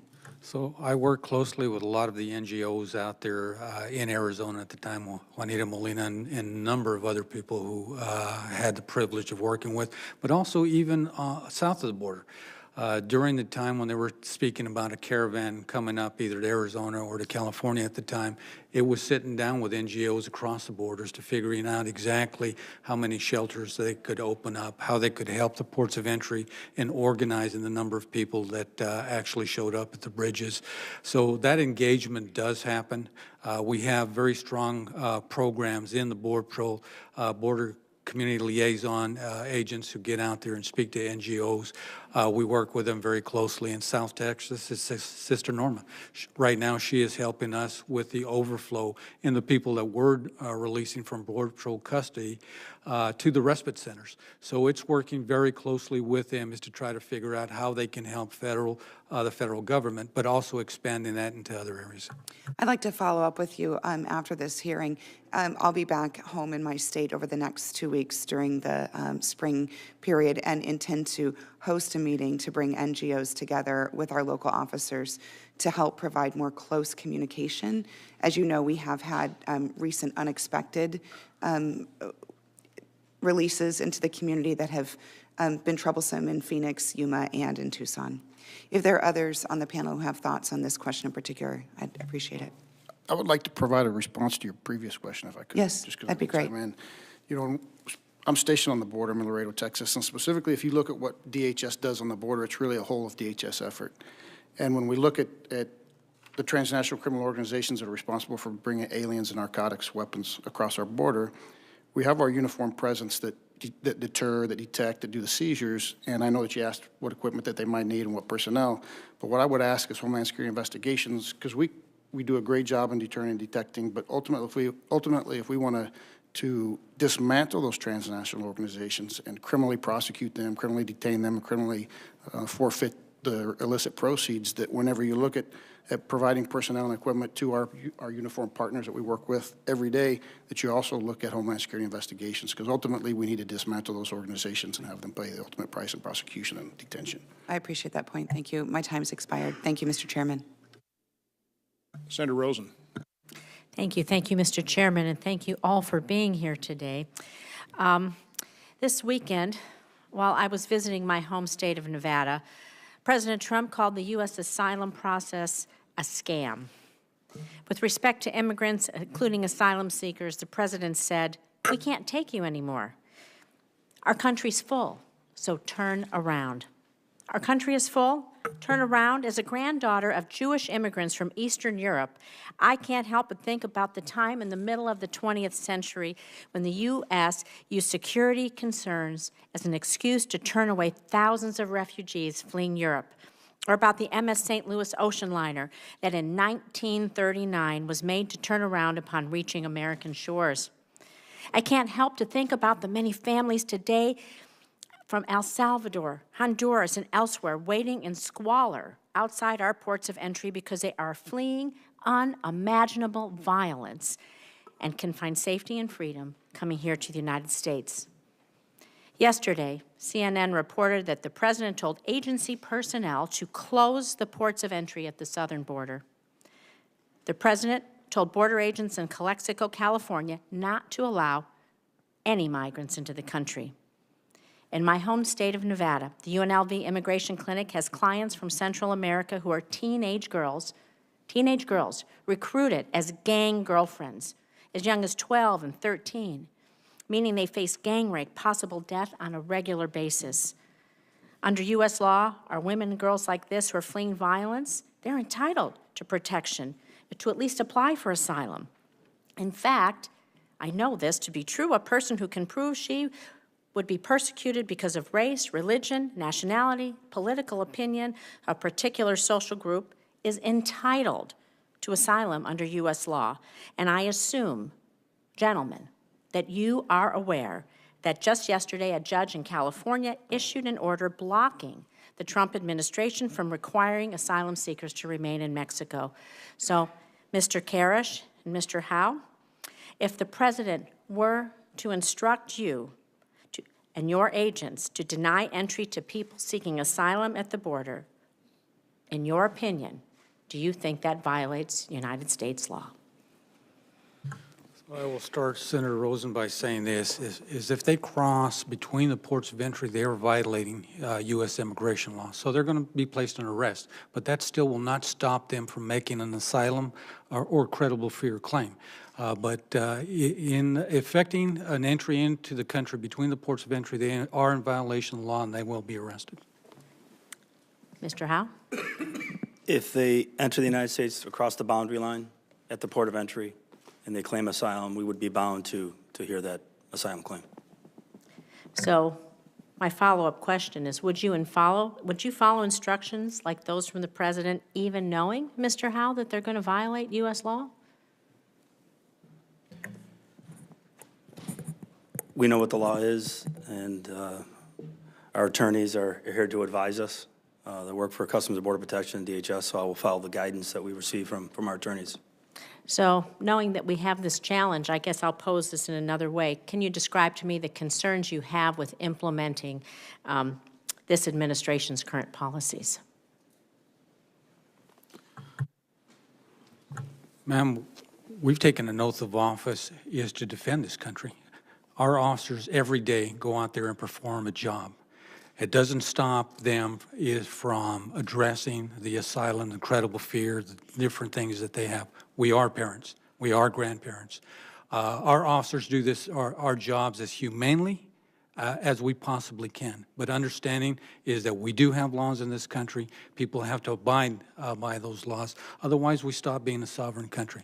So it does not, we still feel the heartfelt issues of everyone that we encounter. But we still have to put them through the process. It will not stop them if they do have, in fact, a credible fear that they will have an opportunity. So you're saying if someone presents themselves for asylum, you will take them in regardless of what the president has instructed you to do? If they enter the United States between the ports of entry, they will be apprehended. That will not stop them from making an asylum claim. Thank you. I'd like to follow up a little bit. Last year, I toured a tent city in Tornillo, Texas, of course, near El Paso, where unaccompanied children and separated children were held.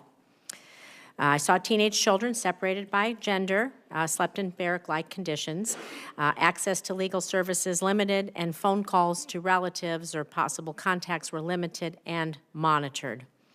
So, Mr. Howe, I guess I'm going to ask you again, do you have knowledge that about the Tornillo facility, that it was owned or managed by a for-profit company?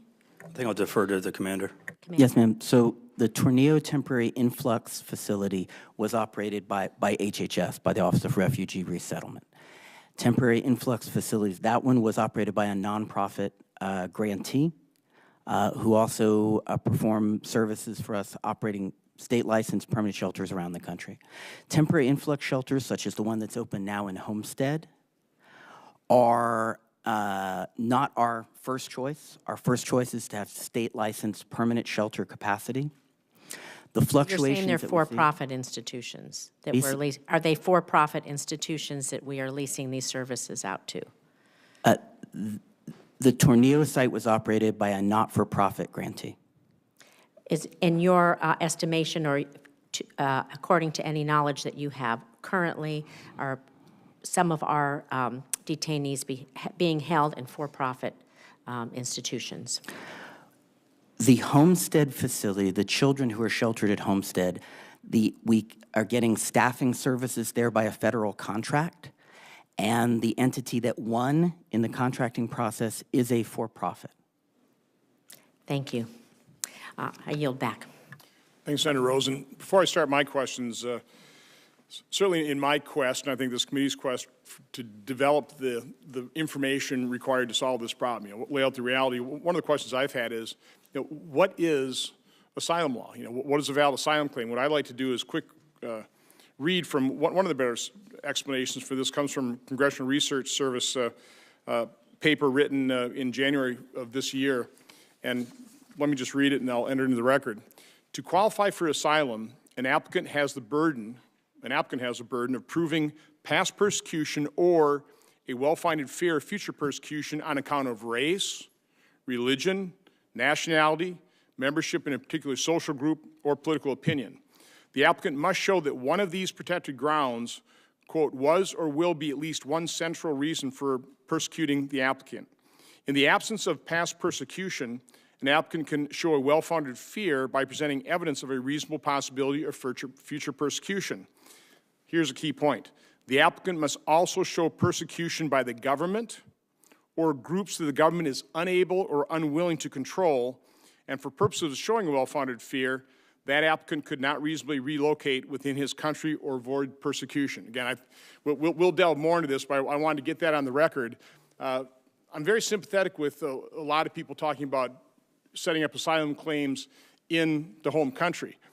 I just find a disconnect. First of all, from my knowledge, asylum can only be claimed once you're in the asylum country, the safe haven. So if you're asking for protection in your home country, that's refugee status. And we have different laws and controls over a number of refugees. There are no controls in terms of the people we let in terms of asylum. Also, if you can claim safely asylum in your country and stay there, you're basically not qualifying for asylum because the government can't protect you enough to have you claim asylum. So I'm just trying to figure out, the disconnect, what's going to work, what's not going to work. But I think it's extremely important that we understand exactly what these asylum standards are. And I would argue this is probably the main reason why 85% of the claims are denied. And, Commander White, you talked about in your testimony 3 reasons. Fleeing violence, there you go. There's a valid asylum claim, but economic opportunity is not, and family unification is not. As sympathetic as we all are for those individuals, it's not a valid asylum claim, and we've got a process now that, whether it's valid or not, we let you in the country, And those individuals are staying, which is just fueling the crisis and gives you the numbers. We talked about the 9,500 up to 29,000 in over, the 2018 period versus the last 3 months. So again, this is a complex problem. The solution for the here and now problem is we have to change these laws. We have to reflect the asylum. Again, I agree with Dr. Saley from last week, where if we can rapidly adjudicate and make a determination, is this a valid asylum claim or not, and then humanely return people, just like we did with Texas Hold'em with Brazilians, that will accomplish our short-term goal of reducing that flow and hopefully converting this into a legal process. We were talking, I come from a position, certainly in Wisconsin, there's not one manufacturer can find enough workers. From my standpoint, we need more legal immigration tied to work. So again, I just appreciate, and I'll say again on the record, how the strong attendance of members of this committee, the excellent questions. I think we're getting to the reality of the situation. I think we're hopefully creating a desire to do something about this, certainly a recognition that the administration can't do it on their own. They're simply not capable. What executive actions they take are overruled by the court. So this is in our lap. The ball is in our court. We have to fix this, and I'm really looking forward to dealing with all the members of the community, of this committee, to start solving the problem. I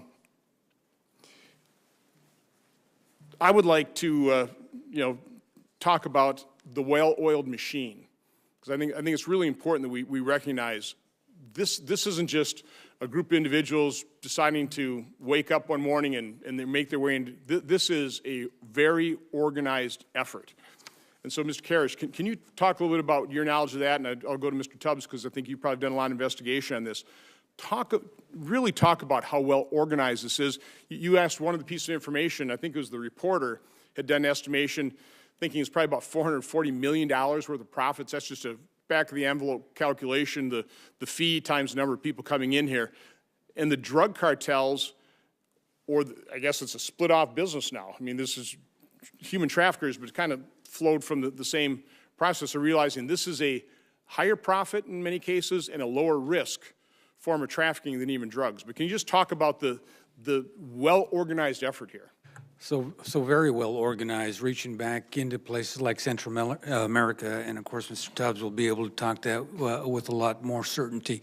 But from the brush guides to the people who move individuals up to the border area, from the criminal organizations that are making the tax, we call it El Piso, down on the southwest border. Long gone are the days where you can simply decide that I'm going to cross in Juarez into El Paso.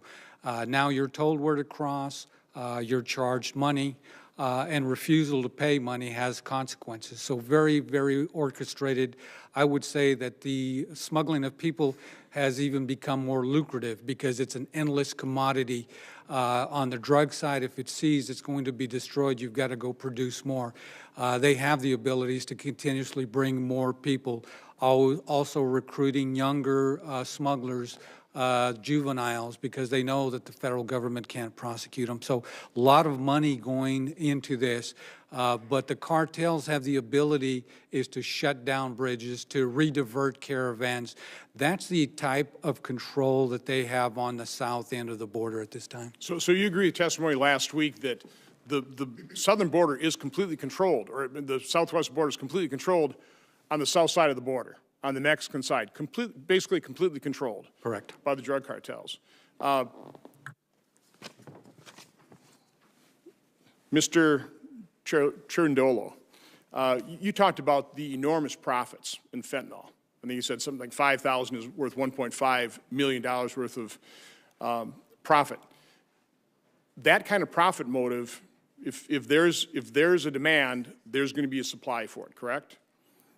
That's correct, Senator. But can't we almost say the exact same thing of human traffickers as well, where we have a system that is incentivizing and rewarding, that can be so easily exploited by a really well-organized effort. People that understand our laws know exactly how they're working, setting up a transportation system using buses and, other transportation.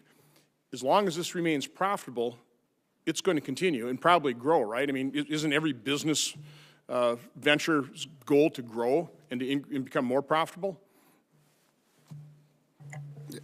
Absolutely. So, again, as we talked before, these human smuggling organizations are very organized, right? You have recruiters in the home country, you have transporters in the transit countries, you have the stash houses along the way, the individuals that get them across the border, plus their methods of money remittances, laundering their proceeds as well. And human smuggling has become almost, or coming to the point, as profitable as narcotics smuggling.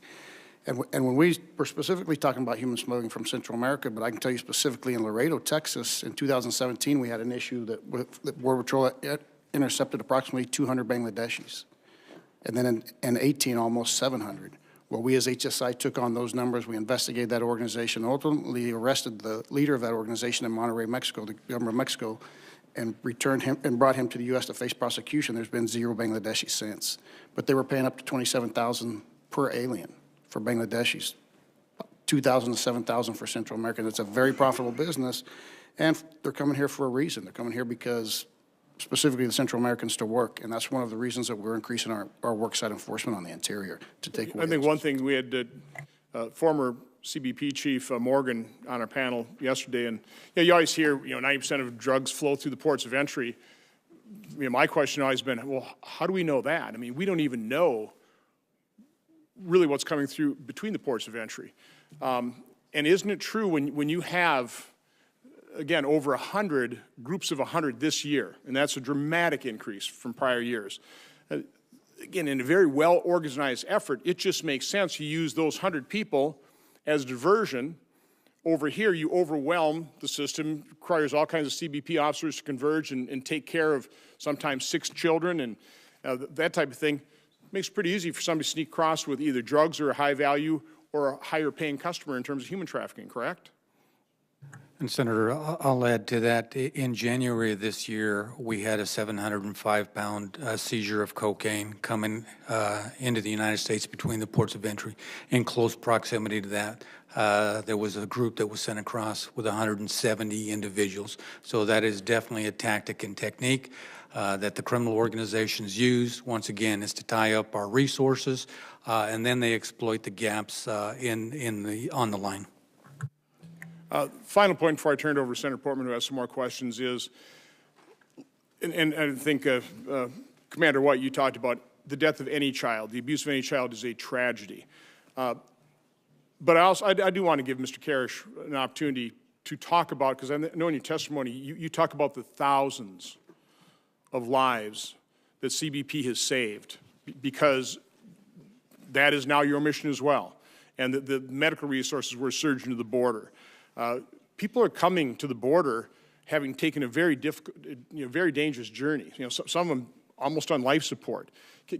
I just want to give you the opportunity to talk about how much time and attention CBP is putting into saving every person, the humane treatment that you're providing, and again, how this is an overwhelming task. Yeah, I appreciate that, Senator. Every summer, especially, but even in the winter, from Brownsville, Texas, all the way to San Diego, Border Patrol agents are deployed into areas as to rescue people. I've seen agents in Del Rio jump into rivers to save children that their mothers had let go because they could not keep up with the currents. I've seen our agents rescue people off of mountaintops in Arizona. I've seen our people rescue people in South Texas. We do that on a regular basis. Our most important thing is the preservation of life. A great man once told me that simply entering the country illegal should not equate to a death sentence. So we provide those resources. We have units of agents. You've been out on the border, our Borstar units. But we also have EMTs. We deploy a lot of EMTs out there, which is important because during the summers, we'll see an increase in the number of rescues that our agents have to make out there. And it's a mission also that we take with great responsibility. But that's in addition to everything else we're doing. And what suffers is the fact is that you still have bad people and things that are coming through the border. 53% of the marijuana that's intercepted along the entire southwest border by Border Patrol is made in RGV. We've had increases in heroin. We've had increases in cocaine. So there are other commodities, illegal substances also that are coming through between the border. But it's just a heavy investment of all of the things that we have to do in securing our border, but also preserving life. So does anybody want to just confirm what Mr. Karish talked about in terms of the efforts of CBP to try and save lives, or rebut it? Mr. Howell. We're seeing the same thing at our ports of entry. We're seeing migrants that are claiming asylum that are medically in despair in most cases. We take them, as in my oral testimony, we take them to the hospital right away. So we go through great efforts to care for them to ensure that they're safe. Anybody else want to speak to that? Senator Portman.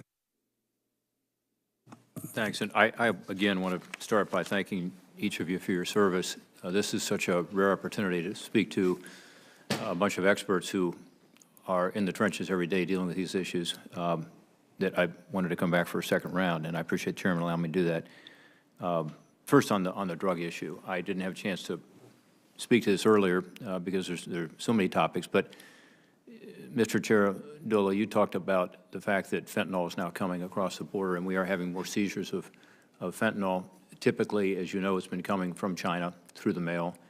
My understanding in talking to Customs and Border Protection, that still is the preferred method for these traffickers, so still most of it's coming in through our own U.S. mail system because we don't have the tracking that the UPS and FedEx and others do. We're now putting that in place under the STOP Act. I'm disappointed it hasn't been done more quickly, but it's moving to the point where I think we'll have about 100% from China within the next several months. But do you think there is more fentanyl being shipped now into Mexico than coming across the border? And if so, why is that happening? Why wouldn't they simply do what they've been doing, which is send it to a P.O. box in the United States? Is it partly because of the STOP Act, which now will require the post office to have that data, where it's from, where it's going, what's in the package on all the packages, which it had not had until now? Or is there some other reason that they would want to ship it into Mexico? Again, my presumption is that it's not being produced in Mexico. There were 2 instances, I think, where we have found some production of it in the past, but my understanding is both those have been shut down. So what's going on? Can you give us the dynamics of that, and how can we be more effective in stopping it? So, Senator, certainly the STOP Act is a welcome tool and has helped. The 2 primary methods of fentanyl coming into the United States, one are by parcel shipments into the United States, but again, coming across the southwest border, many seizures as a result of the investigations DEA is conducting and the investigations our counterparts are conducting. We're seeing an increase in the number of instances where large seizures of fentanyl are coming across the southwest border. The purity levels that we look at differ slightly. What we see coming from China tends to be a more pure form of fentanyl. But certainly everything from the investigations we're conducting indicates that Mexican cartel organizations are increasingly dealing in fentanyl, particularly in the form of making them into counterfeit drugs, into pills. But you know that's been happening. But are you telling me today that we're now seeing evidence of manufacturing fentanyl, the synthetic opioid, in Mexico, or is this being manufactured still at chemical companies in China and then shipped into Mexico? We are certainly looking at the production of fentanyl in Mexico and fearful that the transition from production of methamphetamine, which is very prevalent in Mexico, to fentanyl will occur, and that's you haven't seen it yet, you haven't proved it yet, but you're concerned about it. Certainly the 2 instances that you talked about are the instances we see, but the retableting and fentanyl making into a tablet that looks like a prescription drug, an OxyContin or something. Right. But the precursor chemicals coming into Mexico too is what we specifically started a sensitive investigation unit with our Mexican counterparts that addresses the precursor chemical flow into Mexico for the production of fentanyl. Well, there's something to keep an eye on because, as we saw, it just overwhelmed us, and it's by far the #1 killer now among the opioids, and the opioids #1 killer in the country. And in my home state of Ohio, we're getting devastated still by fentanyl. I will say that in a lot of areas of Ohio, we've made progress. We actually have the highest reduction of opioid deaths from overdoses of any state in the country in the last year. That isn't saying much because we started at such a high level. But what we're seeing instead now is crystal meth coming in from Mexico in a very pure form. I was told by a law enforcement official recently it's less expensive than marijuana by weight on the streets in Columbus, Ohio. That crystal meth is coming almost exclusively from Mexico. Is that correct? That's correct. The production of methamphetamine in the United States is very limited to what we call mom and pop or shake and bake labs that are lower amounts. The larger seizures of methamphetamine we see coming into the United States as a result of our investigations are coming from labs that are producing the methamphetamine. It's cheaper and more powerful than the stuff that used to be made in the basement or in the trailer, and that's what we're seeing in Ohio, too. We're not seeing the environmental damage caused by that, but we're seeing a much higher grade, higher quality, more devastating drug, cheaper. That's correct. So what do we do about it? You know, in the appropriations bill, we put unprecedented amount of money into the screening technology to be able to look through a truck, for instance. We've also put in place the Interdict Act in addition to the STOP Act. We're trying to get more funding into personnel because the expertise that you guys need to have to be able to identify these products and safely deal with it. How's that going, and what should we be doing?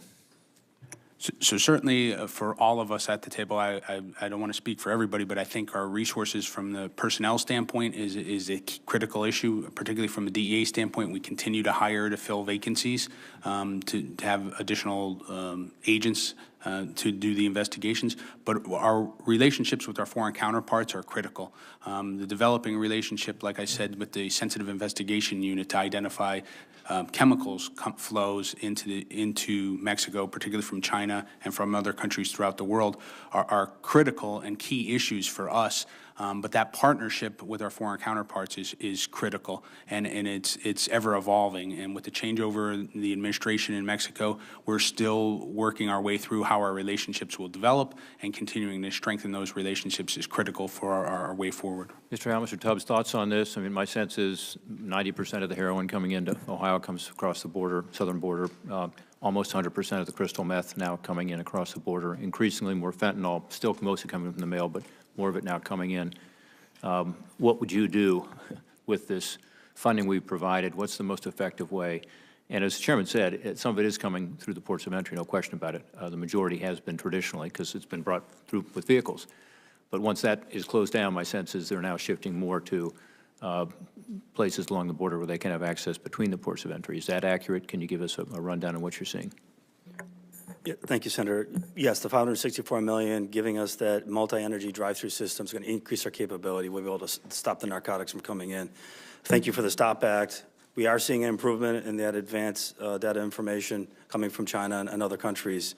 So I think as we work to fully implement that, and also the money you provided, the $45 million for our NII, for our mail facilities, and more canines, that's all going to be paying off for.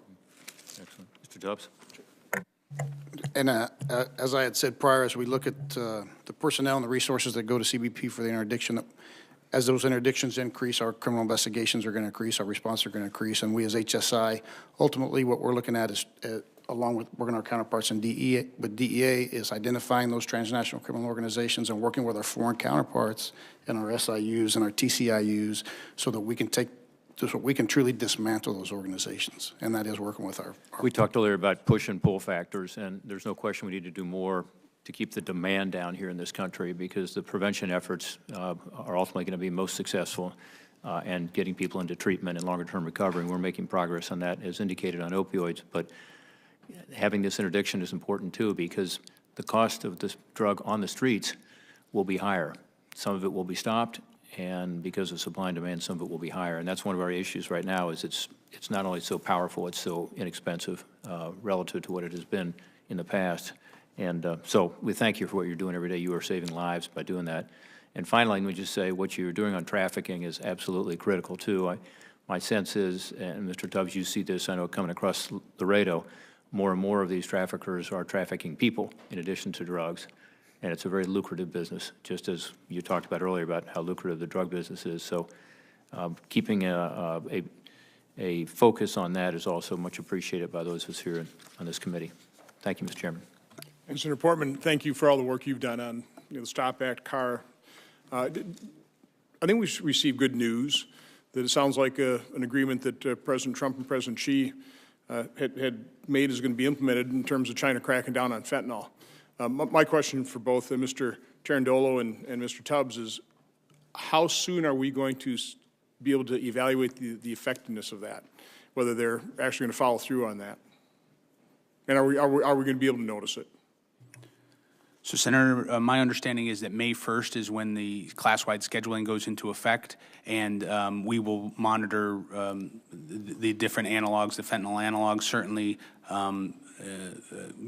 trafficking groups that profit from this are going to continue to produce it, but it has, in the instances so far when they've scheduled analogs, has been a positive thing for us, where we've seen less of those analogs. In your home state of Wisconsin, where they've class-wide scheduled fentanyl, we're very positive about that.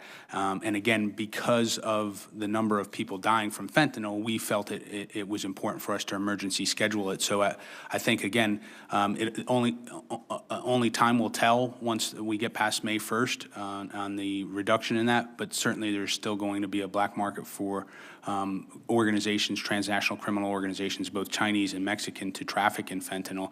But I think anything we can do, any tool that we can be given to strengthen, similar to the SOFA Act that was introduced last year by you, would be a helpful tool for law enforcement in prosecuting those, because it isn't a technicality that the analog gets switched by a slight chemical makeup and it makes it a legal substance rather than a controlled substance. So unfortunately, we weren't able to get the SOFA Act across the finish line, even though every attorney general, I think it's the first time in history, wrote a letter asking us to do that. So your recommendation, please pursue that, and let's get the SOFA Act passed. We will be glad to provide as much technical assistance as necessary. Okay, for I that. appreciate it. Mr. Tubbs, what's your sense of Chinese law enforcement in terms of their effectiveness of cracking down on fentanyl? Are we going to see a dent in that? Well, I think we should be able to measure that in two ways. One is the number of intercepts that we have at our parcel transport hubs, and if we start seeing fentanyl being produced in Mexico, I think that'll be a sure sign for us, both of those. Okay, with my remaining time here, what I'd like to do is just kind of close out the hearing, trying to lay out the current reality, because again, it's a growing crisis. Former Secretary of Homeland Security Jay Johnson was on MSNBC 2 Fridays ago and talked about how, when he came in the office, if apprehensions, and this is a paraphrase, were less than 1,000, it'd be, they could deal with that. Over 1,000 would be a really bad day. And yet we've seen apprehensions over 4,000 in recent weeks. So, Mr. Karish, I just really want to talk about what's happening now.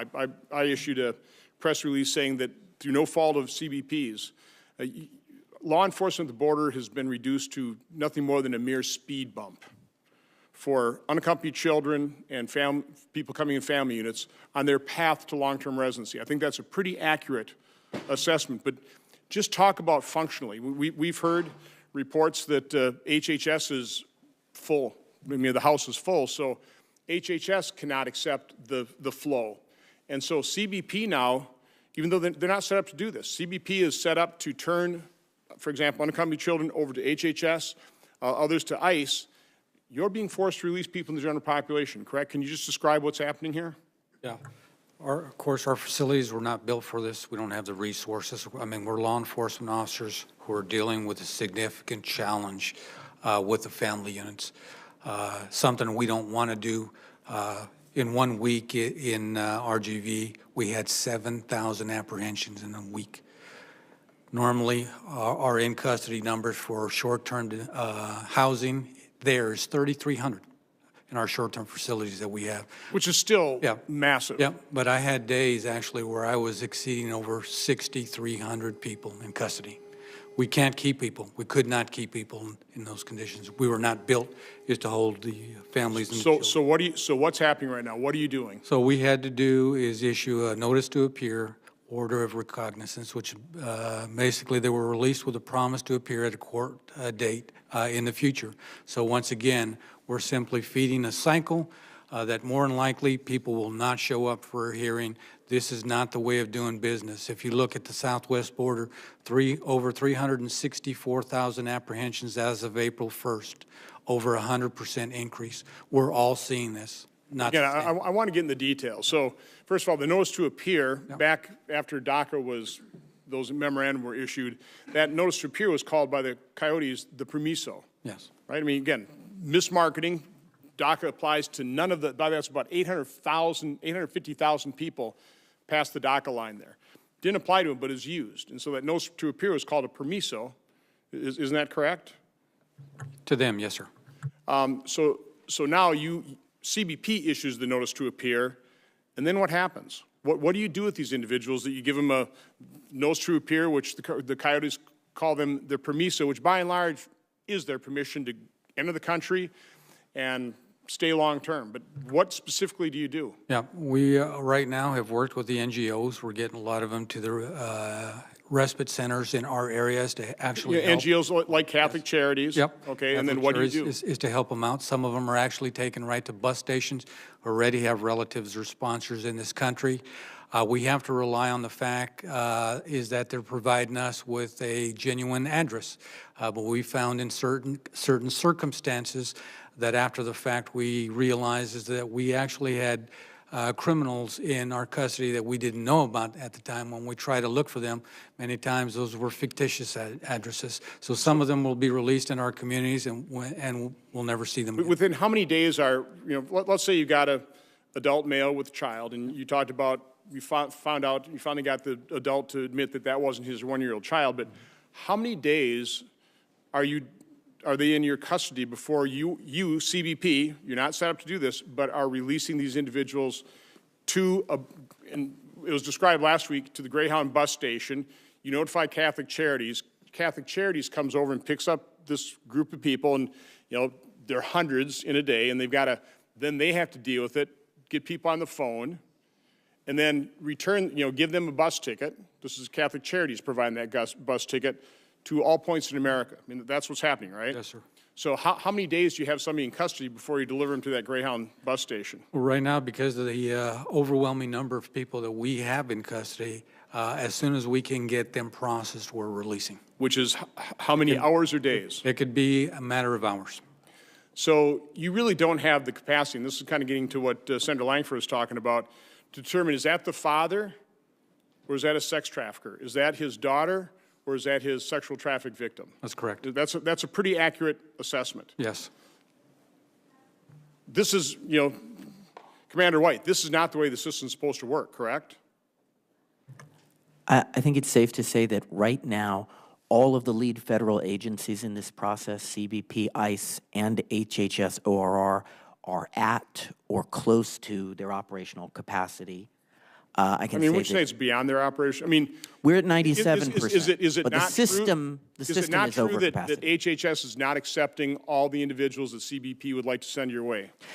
That's actually not true, but let me clarify that. We're at 97% occupancy, and over the last week, we received, of the last 7 days, we received an average of 279 children a day, and we discharged 267.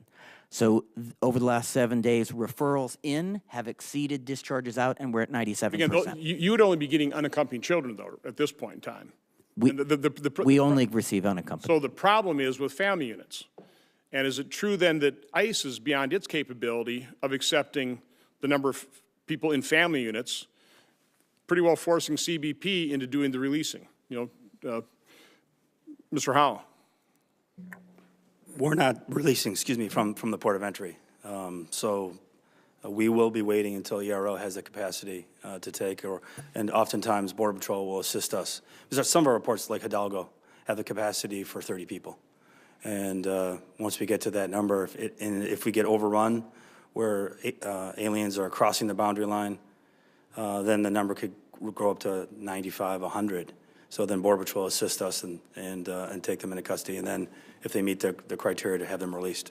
A couple of years ago, the stats I had, and these, everything's changing, so nothing's static, but approximately 20% of family units presenting themselves, coming in this country illegally apprehended, were headed by a male. The last stats I had, and they're old, about 40%. I thought in testimony you were saying about 50% now are headed by a male? 50% in the RGV sector, sir. Okay, so again, what you're seeing is, and by the way, the kind of average number of people in a family unit is basically 2, correct? On average, we tend to see different groups come into our custody, but it could be 1 or 2, yes. Again, to me, that just indicates this is a shifting problem. Gone are the days where you're primarily dealing with the Mexican economic migrant. That was back in 2000 and prior to that. Now you're really dealing with unaccompanied children and people coming in family units, and they're not trying to avoid apprehension, correct? that they're turning themselves in. Yes, sir. When I was working with, down touring with the Border Patrol in the Rio Grande Valley, I remember one story of a group, a larger group of families coming in and starting a campfire and then complaining to the CBP officers that it took them an hour to get to their location. Is that an unusual story? No, because, I mean, first of all, anytime you have a large group, we don't have buses staged at every location, so it takes time. But I think our agents actually call it them apprehending us. So, Commander White, real quick, just to confirm also some other stats I have. Unaccompanied children, historically, about 70% have been male. 70, is that basically true? Prior to 2014, they were about two-thirds male. The proportion that are girls has grown. So what would you estimate now? I could look up the exact number, but over recent years, girls have at times grown to be as much as a third, and among separated children, a larger proportion. Okay, well, a third is still leaving two-thirds, 67%, so I'm, my stats had about 70%, but real close are male, and about 70% are 15 or older, correct? 15, 16, 17? I'm sorry, I had the numbers with me, I just got to look them up. The great majority historically have been over 12. Over time, it is trending younger, and those trends come and go. Okay. I'll give all the witnesses an opportunity to just, if there's something that you haven't been able, a point you haven't been able to make in response to questions, I'll let you do it right now, and we'll start with Mr. Cherundolo. Chairman, the only thing I would point out in your circling back around to your question about China. So hopefully by June of this year, our law enforcement to law enforcement relationships, we continue to develop those. And in June of this year, we're hopeful to open another office in the Guangzhou province in China. So that relationship and building upon the class scheduling and hopefully being able to provide technical support for our class scheduling is something that we continue to work forward on and with our counterparts throughout the world, not just in China. Well, again, you've seen a great deal of interest on this committee, so we're going to want to be updated on hopefully progress. Again, I view this as a really good sign. It's exactly what China needs to do, and I'm glad they are, and we just have to monitor and verify this is going to be happening. Commander White. Thank you, Senator. So, Senator Johnson, as you've noted, the current levels of migration, including for UACs, are much higher than historical norms. We just completed the biggest march in the history of the program in terms of number of children coming in. This not only speaks to our continual requirement to expand temporary and permanent capacity so that we have a bed for every child, it also speaks to the imperative of Congress and the administration working together to prevent future separations of children from family units. The program cannot support that. Right, and again, I've stated my thoughts on that for the record. I think if you do take a look at that chart, you can see that the biggest problem right now, the growing problem, is people coming as family units. Mr. Tubbs. Yes, sir. Again, I appreciate you having me here today.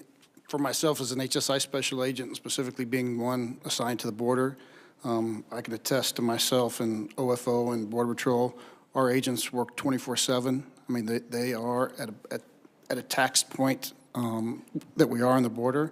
They're very passionate about what they do. They're very professional about what they do, and we look forward to continued support from our legislators and our appropriators. So thank you. Mr. Howell. Thank you for the opportunity to be here, and thank you for all of the funding that you provided us to improve our NII capability. I think it's going to really prove to be very worthwhile, and I think thank you for your leadership and taking on the necessary legislation changes that we talked about today to fix the crisis. Mr. Parrish. Senator Johnson, thank you for raising awareness on a very important issue to this country. This is not a manufactured crisis. We're living it every day. My men and women are exhausted.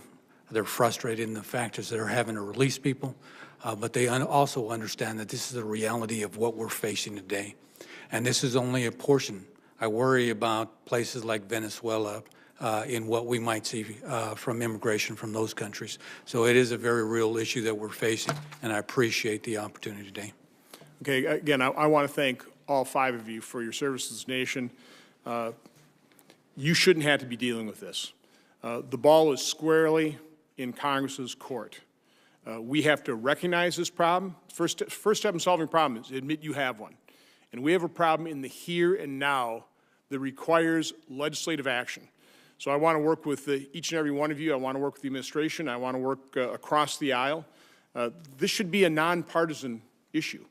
And we ought to be doing the root cause analysis. That's exactly what we're trying to do here, is lay out the reality, going through the problem-solving process, gathering that information, defining the problem properly, the problem we're trying to solve, defining what is a solvable problem. You know, what's an achievable goal? And from my standpoint, that achievable goal is reducing that flow by having a consequence. We've seen time and time again where there's a consequence to illegal activity, it gets reduced. And until we enact that consequence in an absolutely humane fashion, this is going to continue to explode. So, again, the ball's in our court. I thank you all for your service, for your testimony. Again, I hope all the committee members carefully read it, and I'm looking forward to working with them. The hearing record will remain open for 15 days until April 24th at 5 p.m. for the submission of statements and questions for the record. This hearing is adjourned.